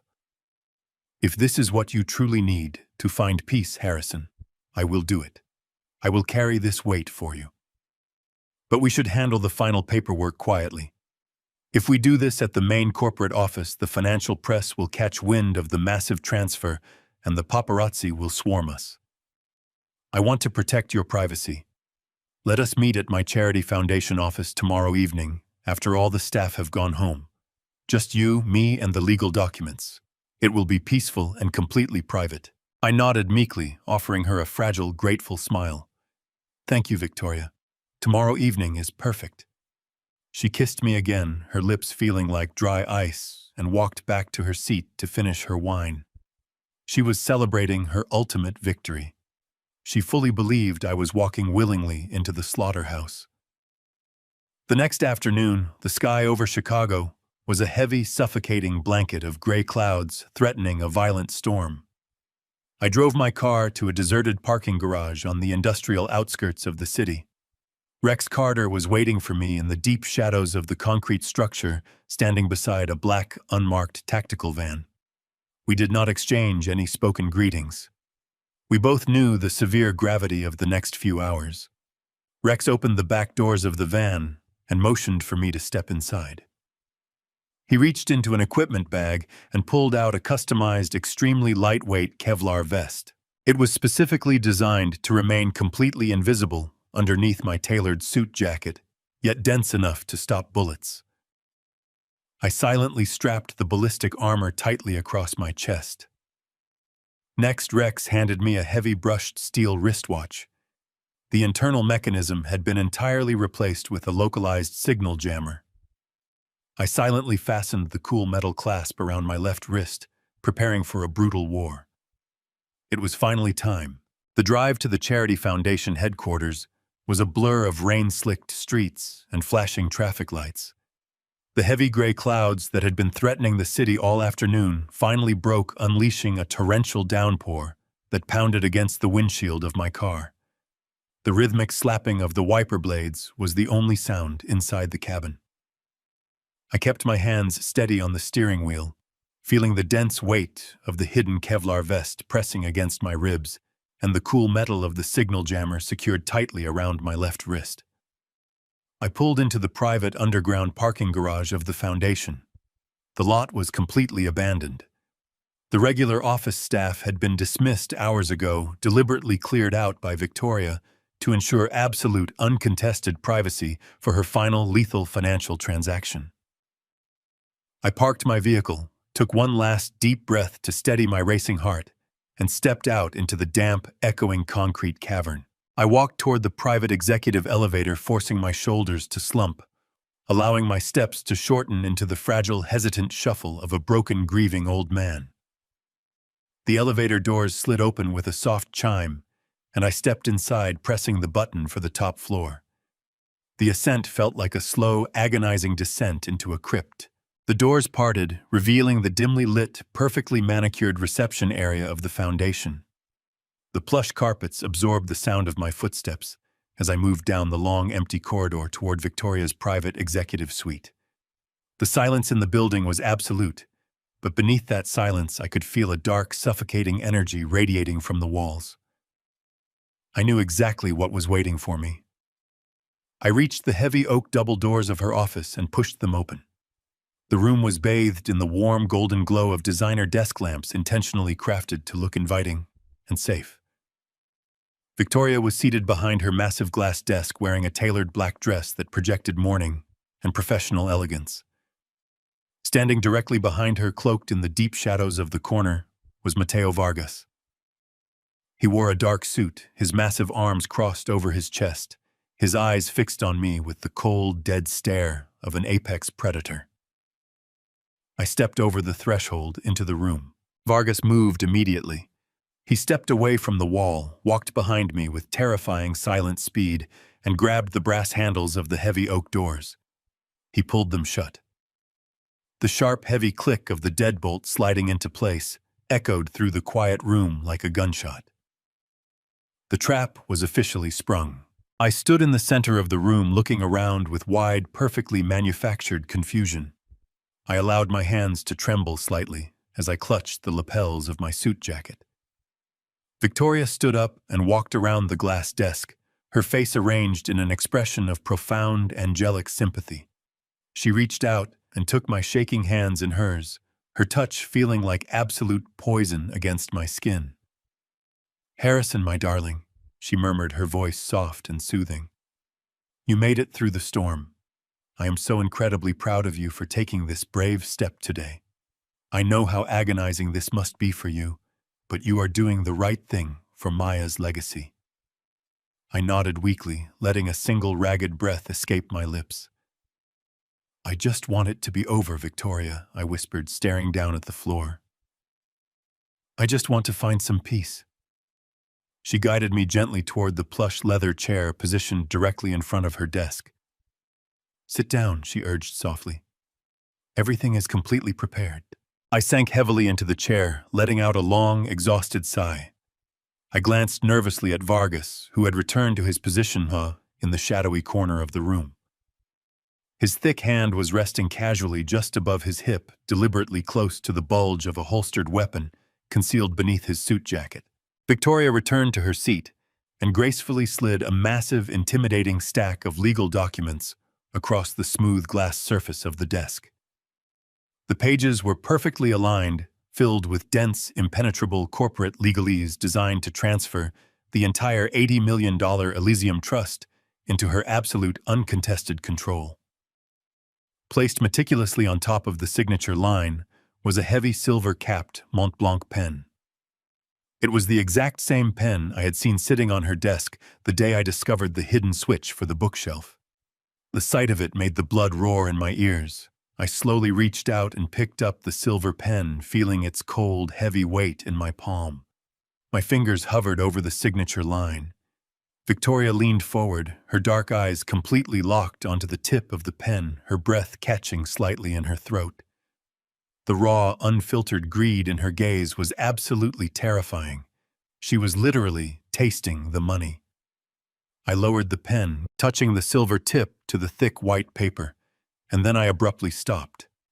I let my hand shake violently, causing the pen to slip from my grasp and clatter loudly against the glass desk. "I cannot read the fine print," I mumbled, patting the pockets of my jacket with frantic, uncoordinated movements. "My reading glasses. I need my reading glasses." Victoria's jaw tightened infinitesimally, a microscopic crack in her perfectly composed facade.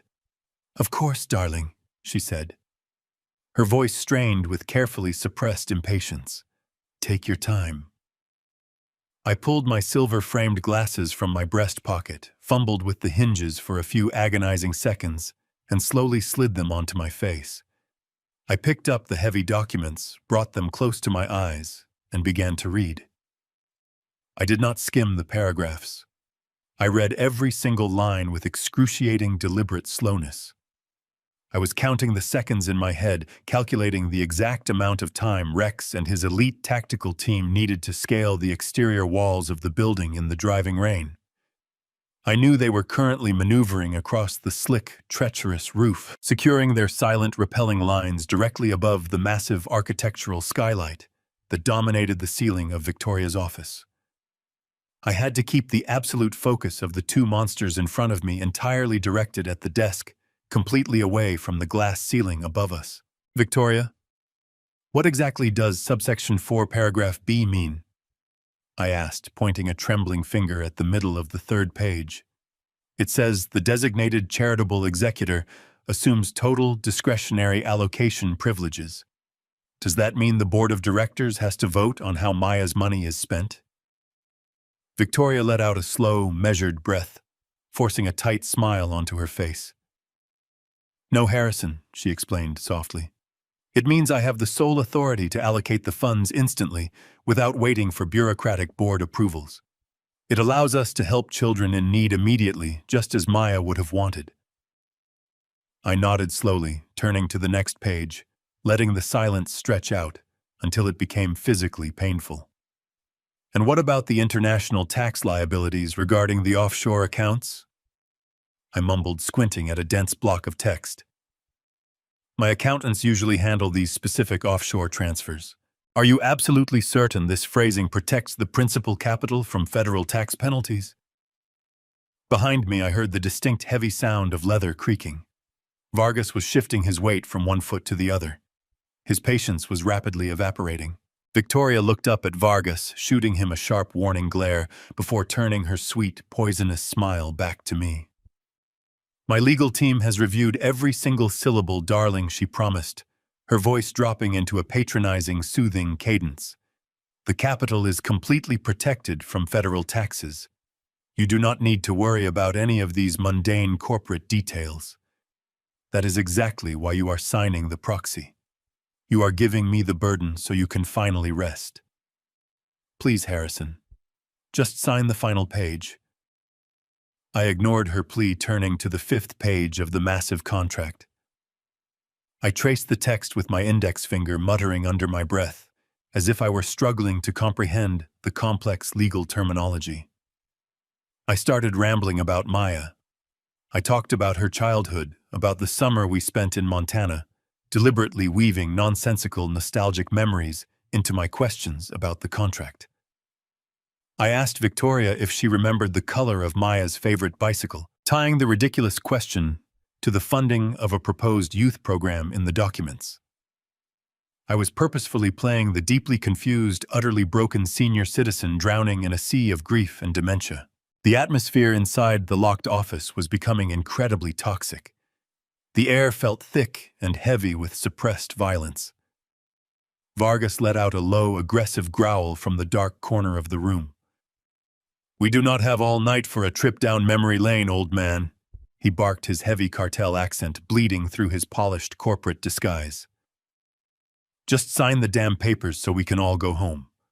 Victoria shot out of her chair, her mask finally slipping.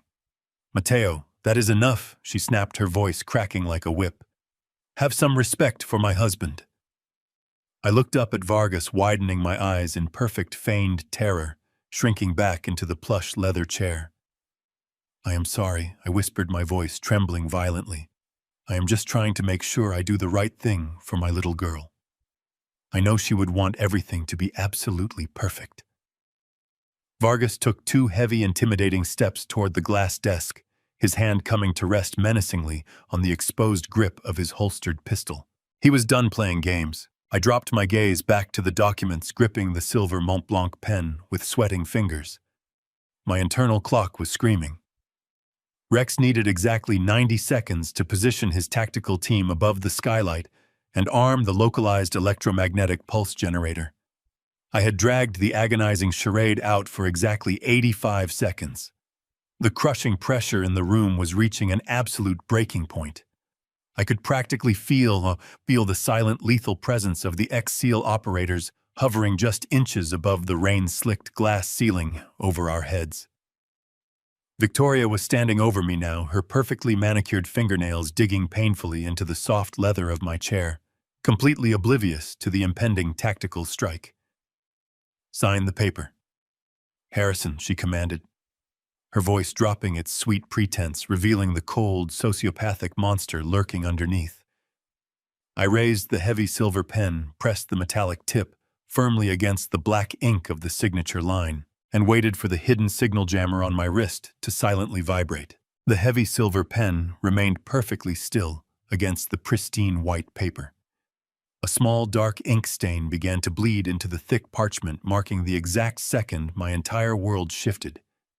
Deep beneath the tailored fabric of my suit jacket, the hidden mechanism strapped to my wrist delivered a sharp, solitary vibration. The 90 seconds had expired. Rex and his tactical team were in position. The agonizing charade was finally over. I did not rush. I did not panic. I simply stopped pretending. I lifted the heavy silver pen from the document and placed it gently on the glass desk with a soft, definitive click. The calculated tremor in my hands vanished instantly, replaced by absolute rock-solid stillness.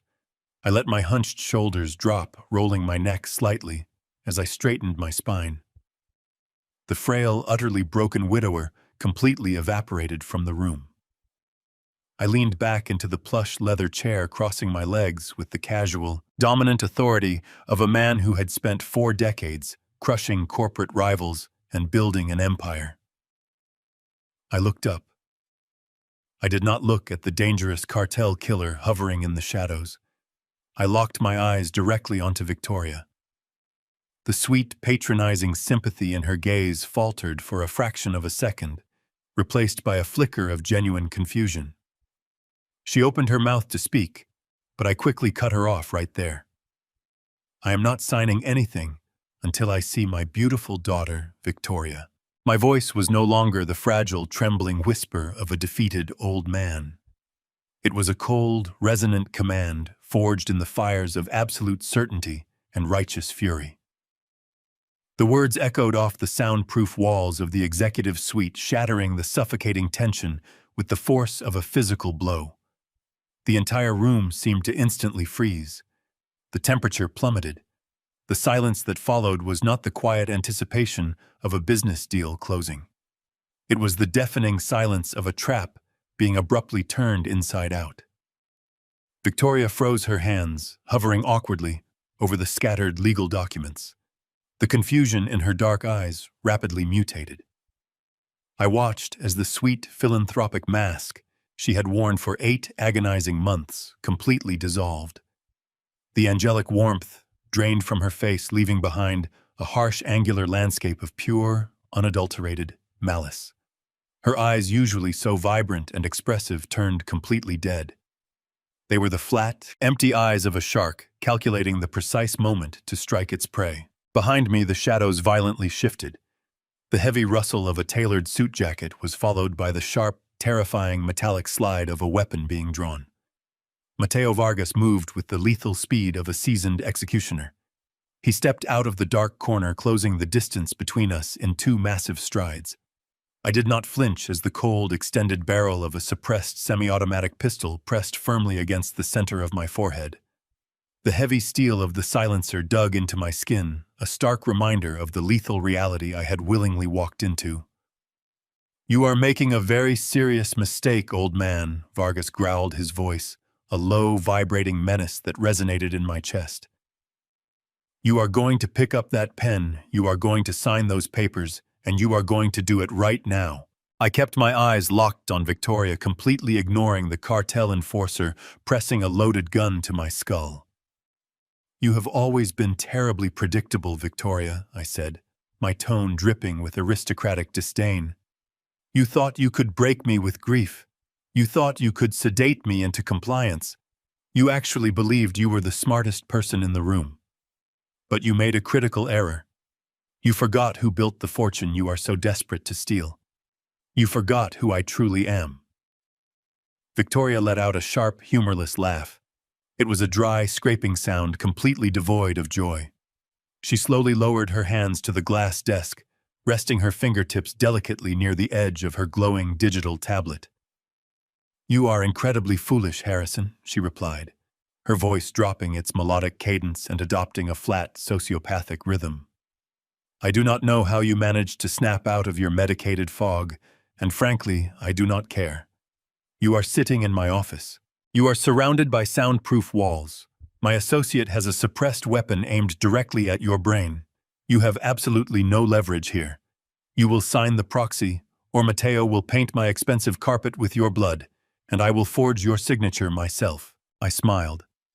It was a cold, humorless expression that mirrored her own dead eyes. "You will not forge anything," I countered calmly.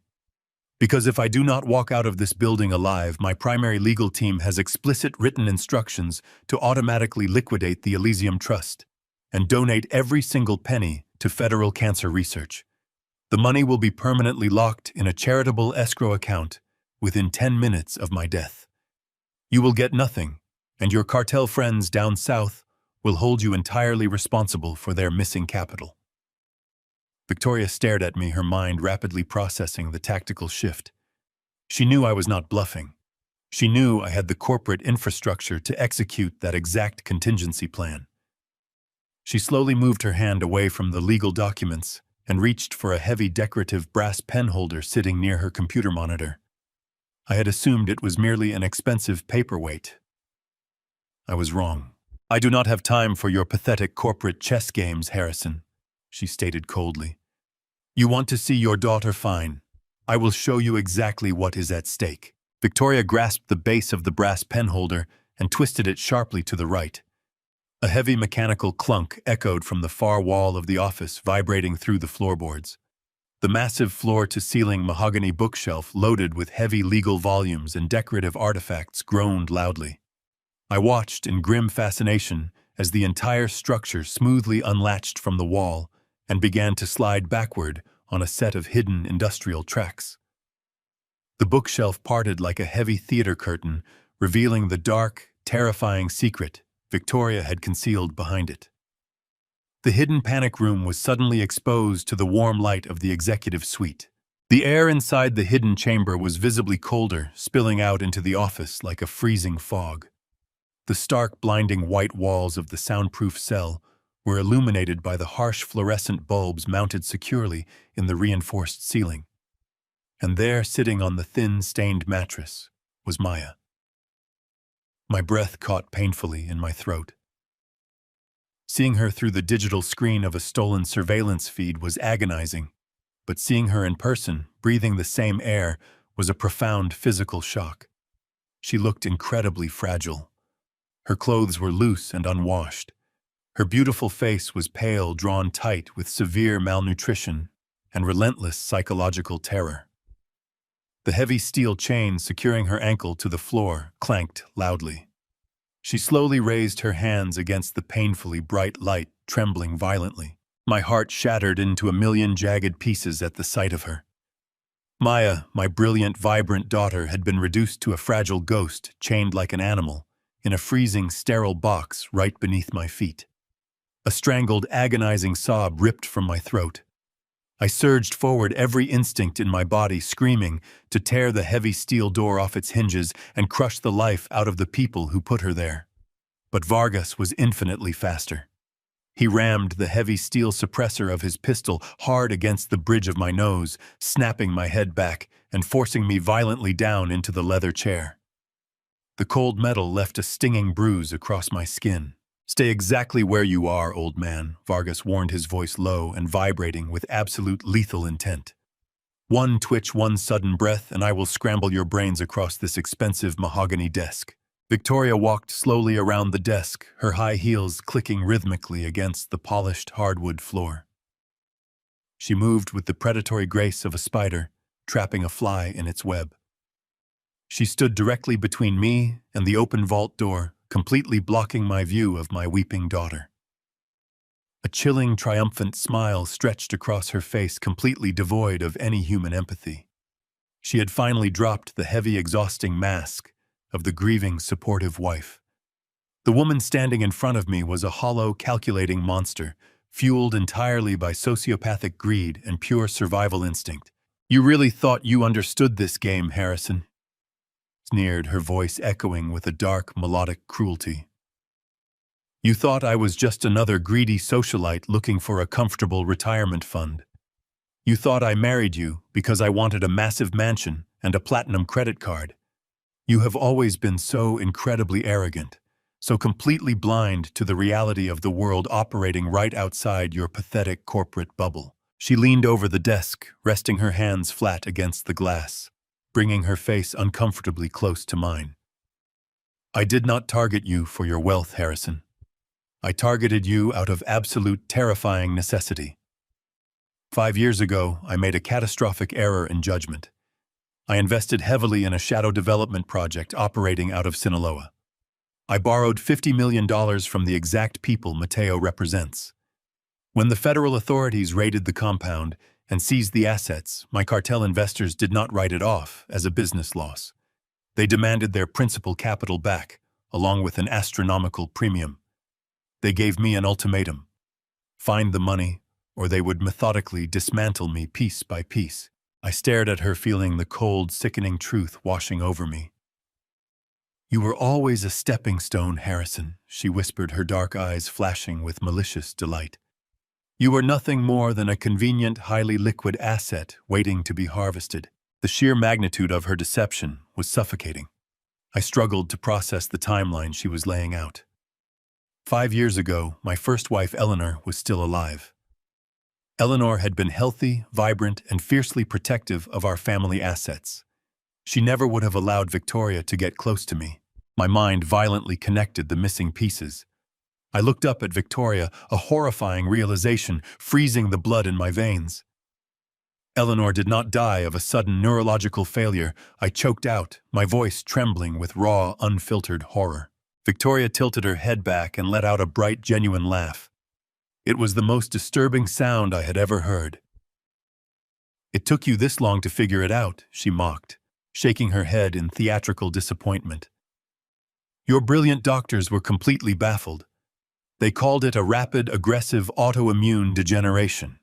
They tested her for every obscure disease on the planet, but they never tested her on a customized synthetic neurotoxin synthesized in a cartel laboratory." She began to pace slowly across the expensive carpet, relishing every single syllable of her confession. "It took me nearly 10 months to kill her, Harrison. I had to be incredibly patient. I slipped the chemical compound into her morning tea, into her wine glasses, into her daily vitamins. I sat by her hospital bed and held her hand while she slowly suffocated in her own failing body. I cried at her funeral, And then I waited exactly 6 months before conveniently bumping into the lonely, devastated widower at that charity gala. You were so desperate for a companion, so desperate for a comforting hand to hold in the dark. You practically begged me to take control of your life. A guttural roar built deep in my chest. I wanted to kill her. I wanted to wrap my hands around her throat and squeeze the life out of her body. But Vargas pressed the pistol harder against my skull, clicking the hammer back with a sharp, terrifying metallic snap. "Sit still," Vargas commanded. Victoria turned her attention back to the open vault door. Maya was huddled on the mattress, her hands clamped tightly over her ears, weeping uncontrollably, as she listened to the monster casually confess to murdering her mother. "Your daughter, however, was a completely unexpected complication," Victoria continued, glaring at the shivering girl in the cell. "She was always too curious for her own good. 8 months ago, while I was hosting a charity luncheon, Maya broke into my private study. She was looking for financial discrepancies in the foundation accounts, but she found something significantly worse.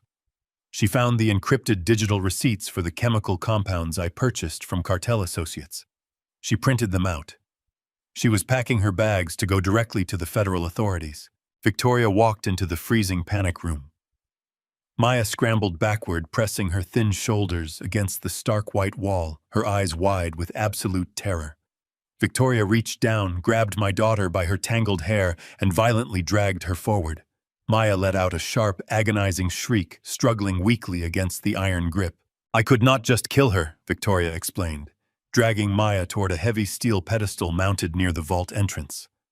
"A sudden violent death would have triggered an automatic autopsy and a massive police investigation.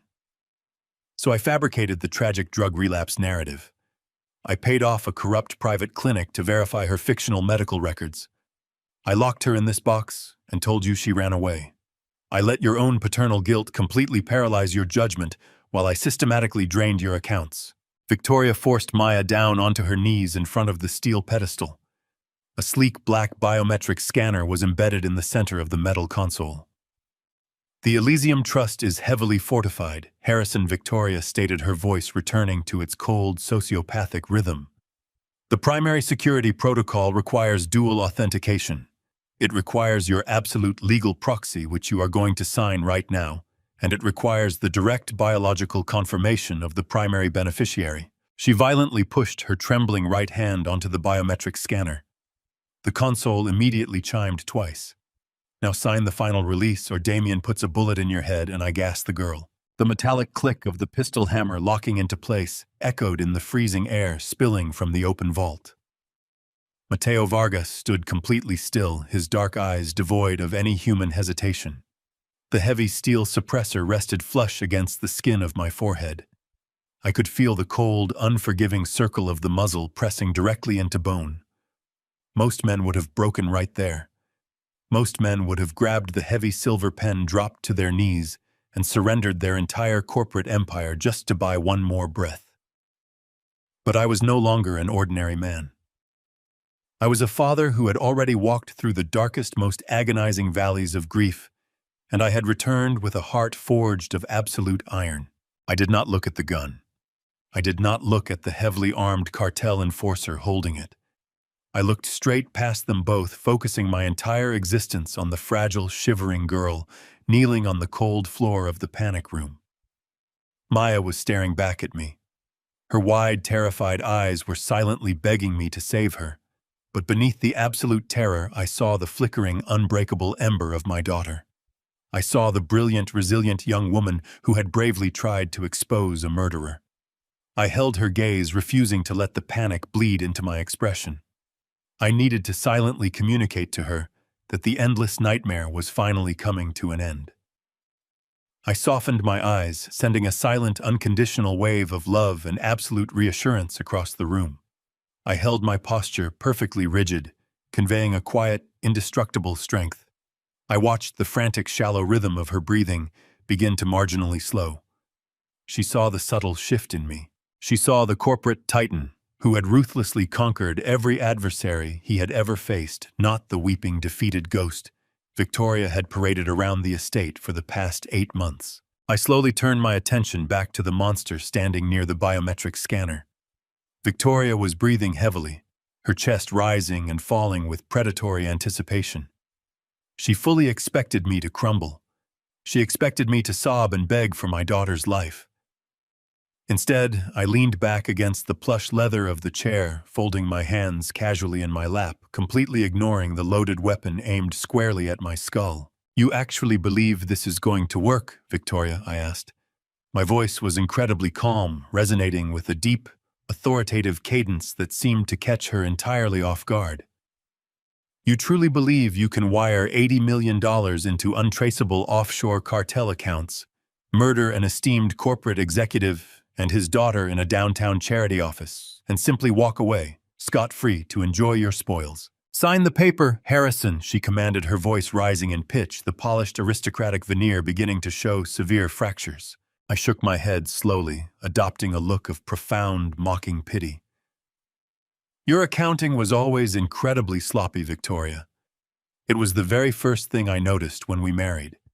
You possess a remarkable talent for spending other people's money, but you possess absolutely no talent for covering your digital footprints. Do you really think my private financial team stopped monitoring the Elysium Trust when you had me sedated with your carefully prescribed pills? Do you think I did not have algorithmic safeguards tracking every single unauthorized inquiry made into my personal estate? I have known about your catastrophic shadow investments for weeks. I know exactly how much you owe the Sinaloa Syndicate. I know you are drowning in debt, and I know you are utterly terrified." Vargas pressed the barrel harder against my forehead. "Shut your mouth and pick up the pen," he barked, his finger tightening incrementally on the curved metal trigger. I did not even blink at him. "You hired a cartel enforcer to play a glorified bodyguard." I continued, my gaze fixed relentlessly on Victoria. "You brought a known, internationally wanted criminal into my highly scrutinized corporate sphere. Did you honestly believe your brutal employers down south were going to let you walk away and enjoy the remaining $30 million of my trust fund? You are a massive liability to them, Victoria. The exact moment that money clears their hidden ledgers, Mateo is not going to politely escort you to a private jet. He is going to put a bullet in the back of your head and dump your body in an industrial incinerator. You are not a brilliant master strategist. You are a desperate, foolish amateur who played a dangerous game far beyond her intellectual capacity." The brutal, unapologetic truth of my words hit her like a physical strike. Her face flushed with sudden, violent rage. The meticulous, calculating control she had maintained for years completely shattered. She shrieked a raw, guttural sound of pure, helpless frustration and completely abandoned the biometric pedestal. She marched aggressively back to her massive glass desk, her expensive heels stomping against the hardwood floor. She snatched the glowing digital tablet from its charging dock, her hands trembling with unchecked fury. "You arrogant, pathetic old fool," she spat, holding the tablet up high so I could clearly see the screen.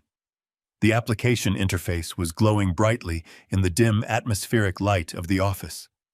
A large, pulsing red icon sat directly in the center of the high-definition display, commanding the deadly mechanical ventilation overrides wired directly into the walls of the cell. My internal clock was ticking relentlessly. The 90 seconds Rex had explicitly requested were rapidly evaporating. The electromagnetic pulse was absolutely imminent. I just needed to hold her complete, undivided attention for a few more agonizing moments.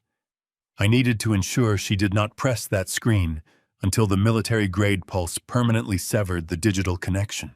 "You think you have beaten me," Victoria screamed, her voice echoing wildly off the soundproof walls.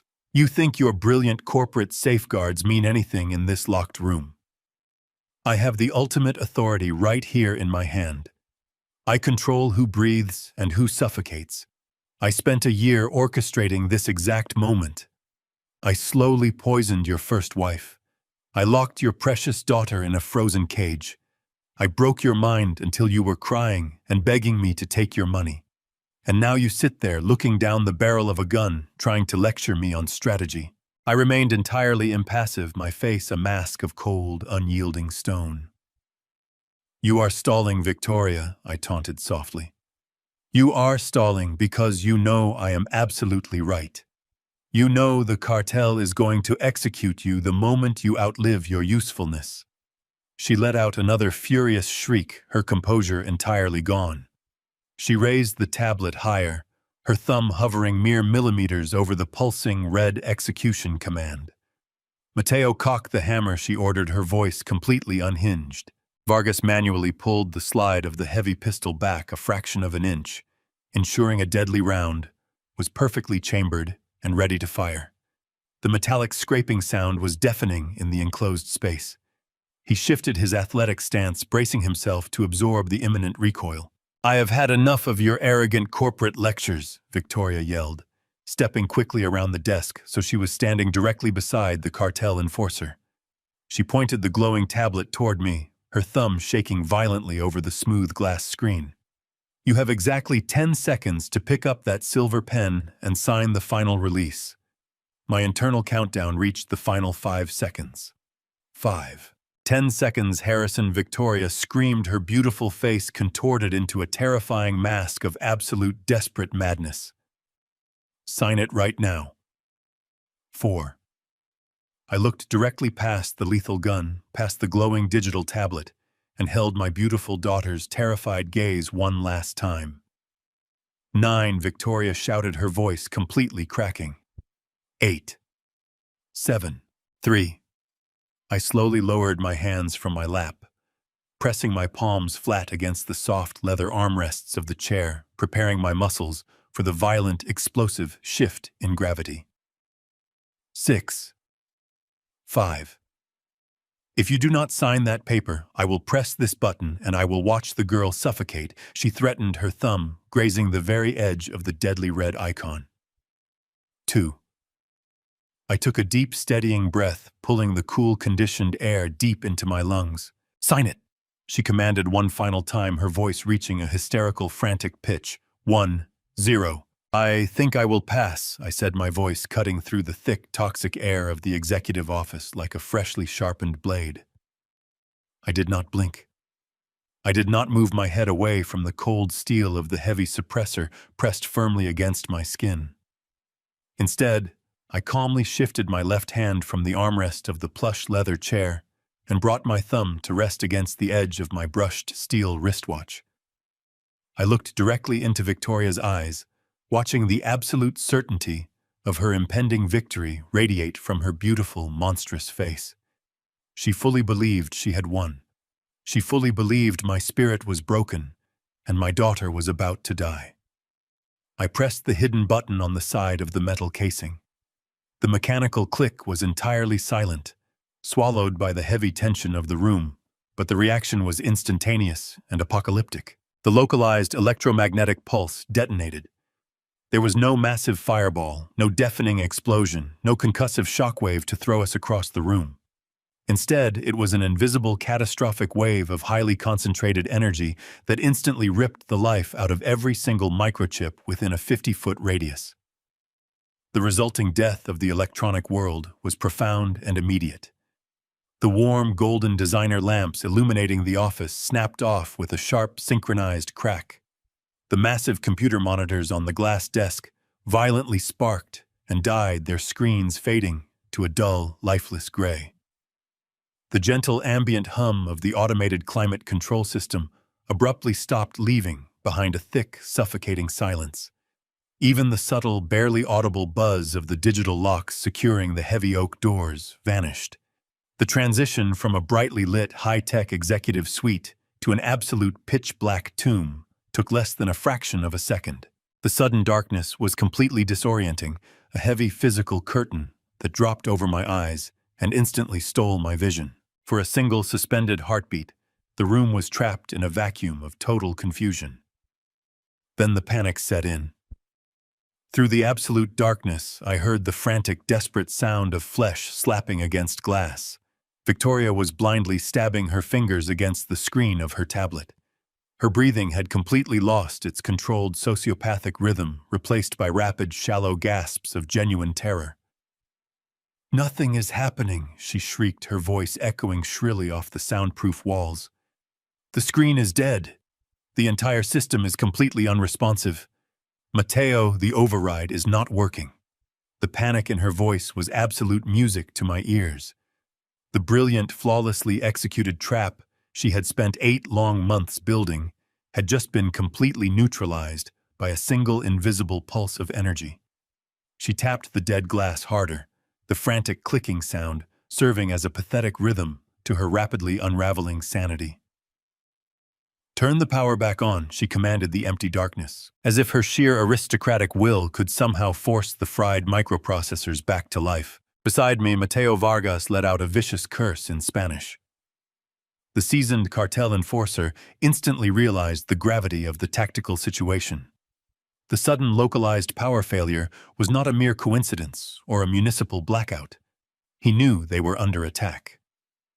The heavy barrel of the suppressed pistol shifted away from my forehead as Vargas instinctively stepped back, moving to place his back against the nearest solid wall to minimize his exposure. He was completely blind in the windowless office, relying entirely on his combat training to survive. He began to issue rapid, aggressive orders to Victoria, demanding she drop the useless tablet and get behind the heavy glass desk. But Victoria was entirely consumed by her own failure, still desperately clawing at the dead screen, completely unwilling to accept that her $80 million prize had just vanished into the dark. I did exactly what Rex had explicitly instructed me to do. I threw myself out of the leather chair, diving hard toward the floor and rolling tightly under the thick, protective overhang of the heavy mahogany desk. I curled my body into a tight ball, wrapping my arms over my head and squeezing my eyes shut. I had perfectly played my role. I had delivered the Trojan horse. I had successfully held their undivided attention for the crucial 90 seconds. Now it was time for the absolute devastation to begin. The reinforced architectural skylight, positioned directly above the center of the office, suddenly shattered inward with a catastrophic, deafening crash. Hundreds of jagged shards of thick tempered glass rained down from the ceiling like a violent crystalline hailstorm, smashing against the furniture and ripping into the plush carpet.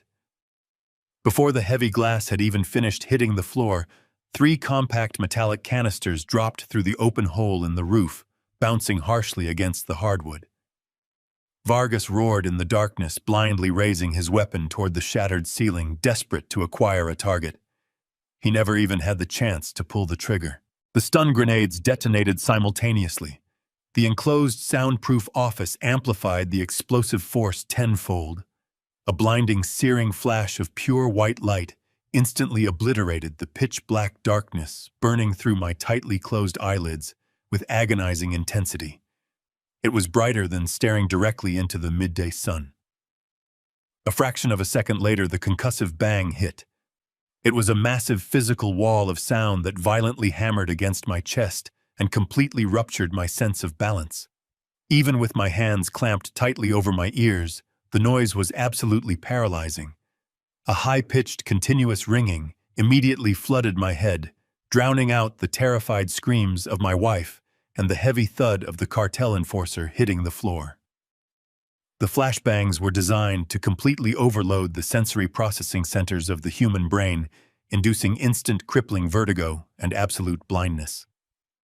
Victoria and Vargas were completely incapacitated, their nervous systems violently scrambled by the sheer concussive force of the military-grade pyrotechnics.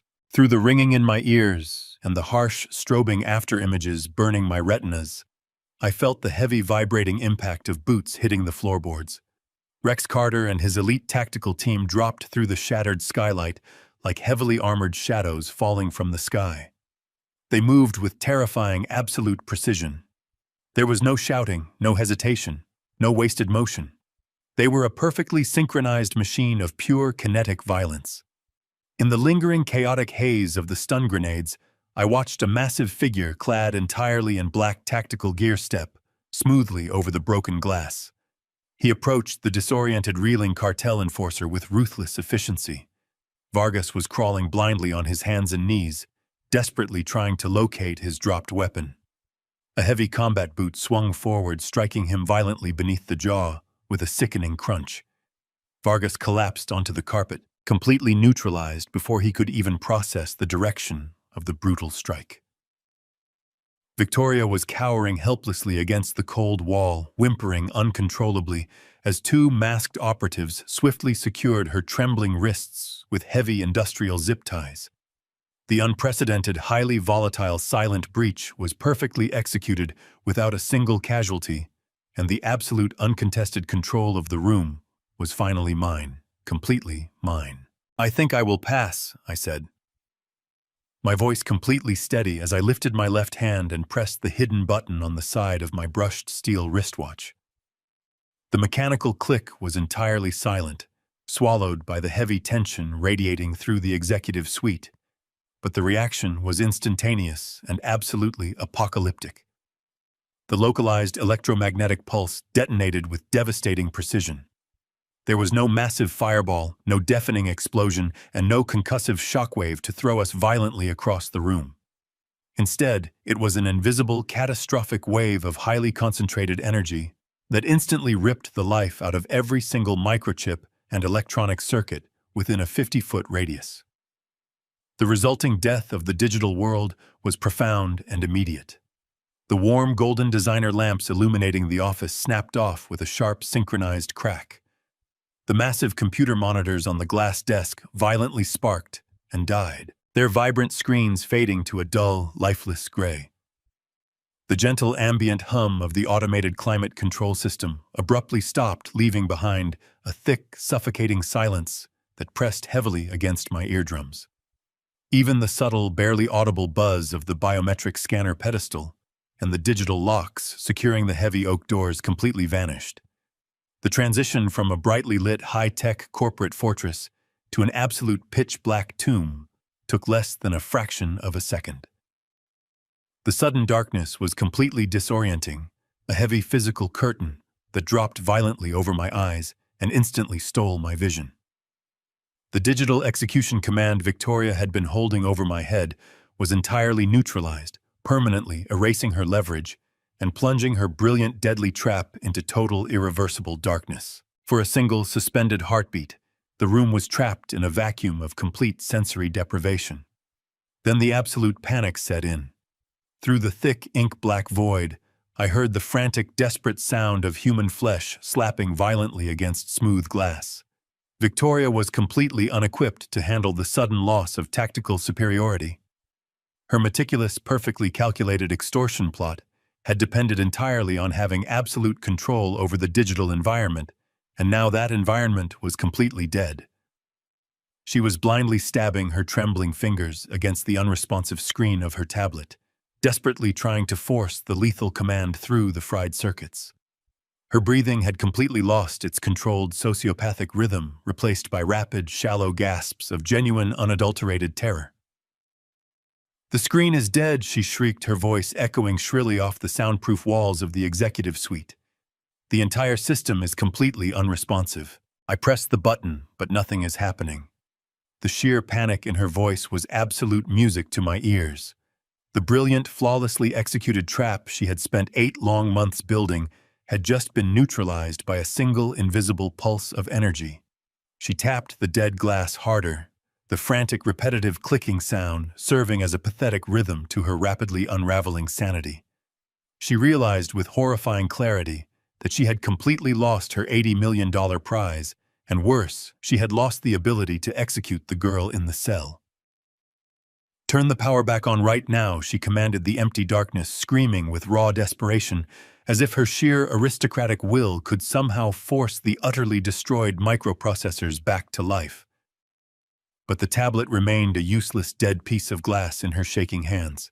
Beside her, Damien reacted with the lethal, conditioned reflexes of a professional cartel enforcer.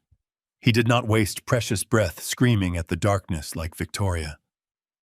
The sudden localized power failure was not a mere municipal blackout, and his finely tuned combat instincts immediately recognized the gravity of the tactical shift. He knew they were suddenly highly vulnerable.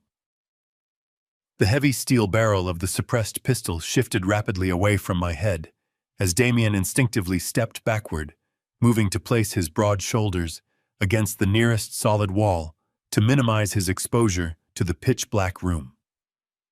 He was completely blind in the windowless executive suite, relying entirely on his hearing and his spatial memory to survive the impending assault.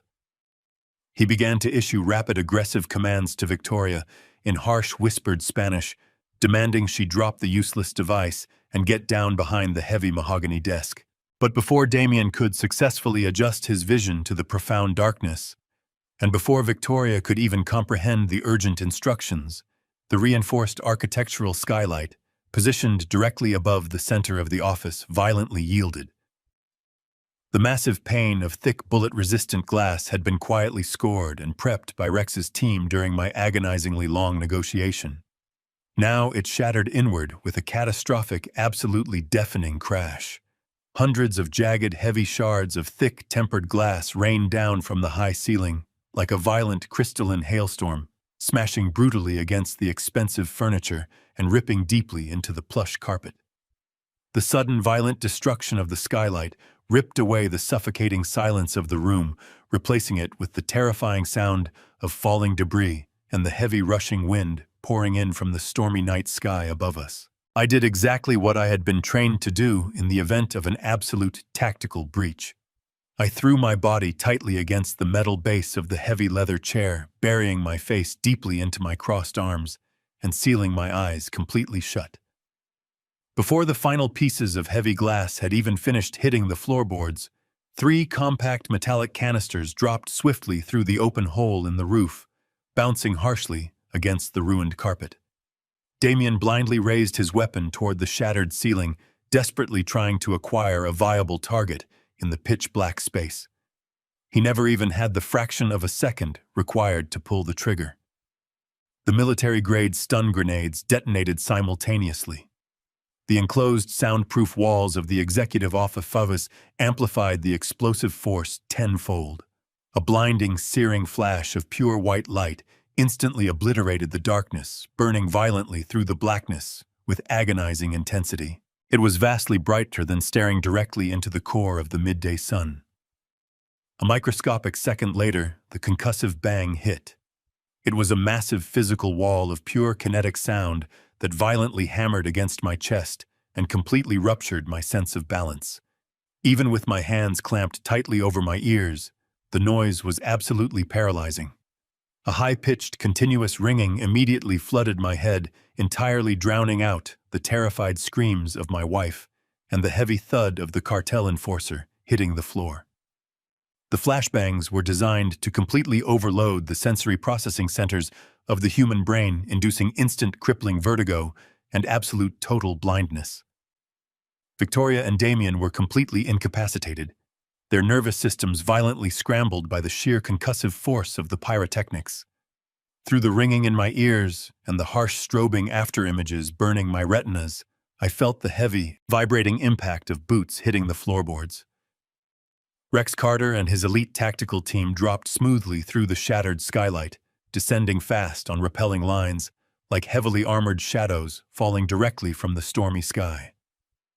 The unprecedented, highly volatile, silent breach was perfectly executed, establishing absolute uncontested dominance over the room in mere seconds. I held Maya tightly against my chest, feeling the violent tremors racking her fragile body slowly begin to subside in the safety of my arms. I whispered into her hair, promising her that the endless nightmare was permanently over, that no one would ever hurt her again. Outside the shattered skylight, the distant rising wail of police sirens began to cut sharply through the heavy storm. Rex and his tactical team quickly secured the perimeter of the executive suite, but the official cavalry was already arriving in full force. I had instructed my lead corporate attorney, John Prescott, to coordinate directly with the local authorities while we executed the silent breach. John had delivered a massive mountain of irrefutable evidence to the district attorney hours ago, detailing every single fraudulent wire transfer, the dangerous cartel connections, and the completely falsified medical records Victoria had used to hide my daughter from the world. The heavy oak doors of the executive suite were suddenly thrown open. Dozens of heavily armed police officers flooded into the dark room, their bright tactical flashlights piercing the lingering smoke from the stun grenades.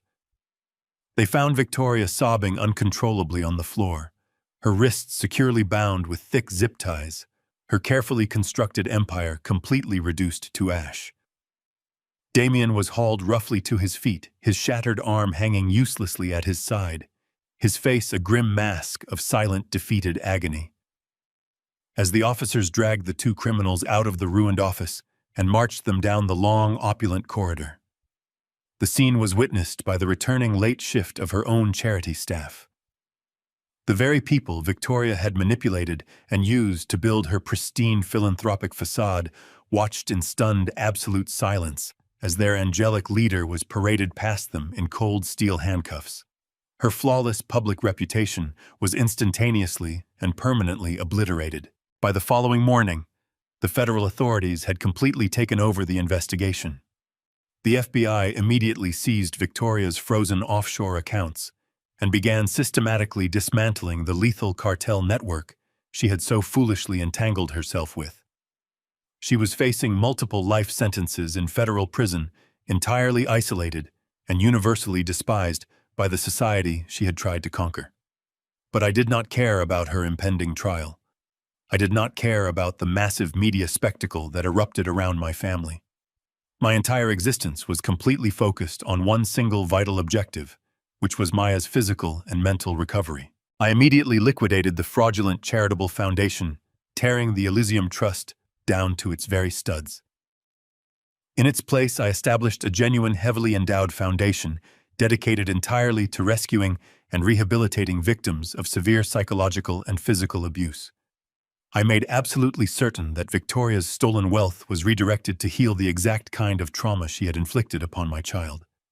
Maya spent months in a specialized, highly secure recovery facility, surrounded by the absolute best trauma specialists the world could offer. It was a slow, agonizingly difficult journey, but piece by piece my beautiful daughter returned to me. Today, as I stand by the massive glass windows of my corner office looking out over the sprawling global logistics empire I built from nothing, I feel a profound sense of peace.